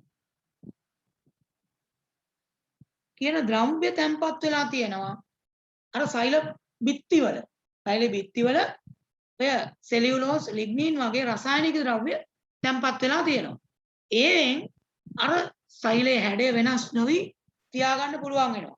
දැඩි බවක් ලැබෙනවා. ඉතින් අරටුව හදන්නත් ඔය ලිග්නින් කියන ද්‍රව්‍ය ගොඩක්ම උදව් වෙලා තියෙනවා. ඒ අරටුවේ තියෙන සෛලවල බිත්තියේ ලිග්නින් තැන්පත් වෙලා තියෙනවා. ඒකෙන් තමයි අර ශක්තිමත් බව ලැබෙන්නේ. හොඳයි. දැන් මේක ඊළඟ සති වෙනකොට මේ ටියුට් එක ඉවර වෙනවා. ඒ නිසා දැන් මේ ජූනි මාසේ ටියුට් එකනේ. ජූලි ටියුට් එක ගත්තේ නැති කට්ටිය ජූලි ටියුට් එක මේ අරගන්න. මොකද මේ ජූලි එක අපිට සමහරට පටන් ගන්න වෙයි. මේ ඊළඟ සතිය වෙනකොට ජූලි මාසේ ටියුට් එක අරගෙන තියාගන්න පන්තියෙන් මේ ඔෆිස් එකෙන් ගන්න පුළුවන්. දැන් ඔෆිස් එකෙන් ගන්න තියෙන ටියුට් ඒවා ඔෆිස් එකෙන්ම ගන්න ඕන. ඒවා මේ PDF දාන්නේ ඒවා මොකක්වත් කරන්නේ නැහැ. PDF දාන්නේ ඔෆිස් එකෙන් ගන්න බැරි ඒවා විතරයි. ඒ නිසා දැන් මේ දවස් වෙනකොට රට ඇරලා තියෙන්නේ. ඒ නිසා මේ මුදල් සමානලට බැංකුවට ගෙවලා ඇති සමහර අය ඒ අය මේ දිනපතාම වගේ රට ඇරපු දවසේ නම් සෞදාවල් දෙකක් ඇර අනිත් හැම දවසෙම ඔසාකා එක ඇරලා තිබ්බා. තිනුත් ගන්න පුළුවන්. ඒ නිසා ගත්තේ නැත්නම් ජූලි ටියුට් එක අරගන්න. දැන් මේක අද මේ අපි දෙවනි දවසේ කතා කරන්නේ මේ ටියුට් එක. ඒ ලබන සතියේ මේක ඉවර වෙනවා. අනිත් එකත් පටන් ගන්න පුළුවන් වෙයි. ඒ නිසා ජූලි ටියුට් එක අරගෙන තියාගන්න. ඊළඟ කොටස මේ පාඩම කරන පාඩම තියෙන්නේ ජූලි ටියුට් එකේ. මේ ජූනි මාසේ ටියුට් එක තමයි තාම අපි කතා කරන්නේ. එතකොට දැන් රට විවෘත කරපු දවසේ නම් මේ දක්වා දිගටම ආයතන ඇරලා තිබ්බා. ඒ නිසා අරගන්න පුළුවන් ඒ තැන් වලට ගිහිල්ලා බැංකුවේ මුදල් යොකෝ අය ඉන්නවා නම් ඒගොල්ලෝ උදේ 10 මාරෙන් පස්සේ හවස 5 වෙනකන් ඇරලා තියෙනවා ඔසාකා එක. දිනෙත් උදේ 9 මාරෙන් දැන් ඇරලා තියෙනවා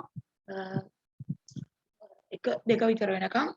නිකන් පරක් වෙලා යනවා නම් පොඩ්ඩක් කෝල් එකක් දීලා බලලා යන්න. ඉතින් එතට යන අය. දැන් අදට එහෙමනම් මේ ටික කියලා අපි මේ කොටසින් අපි ඉවර කරමු. හැමෝටම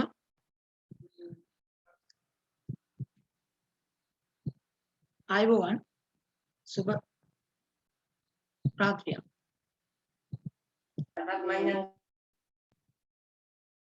හොඳයි.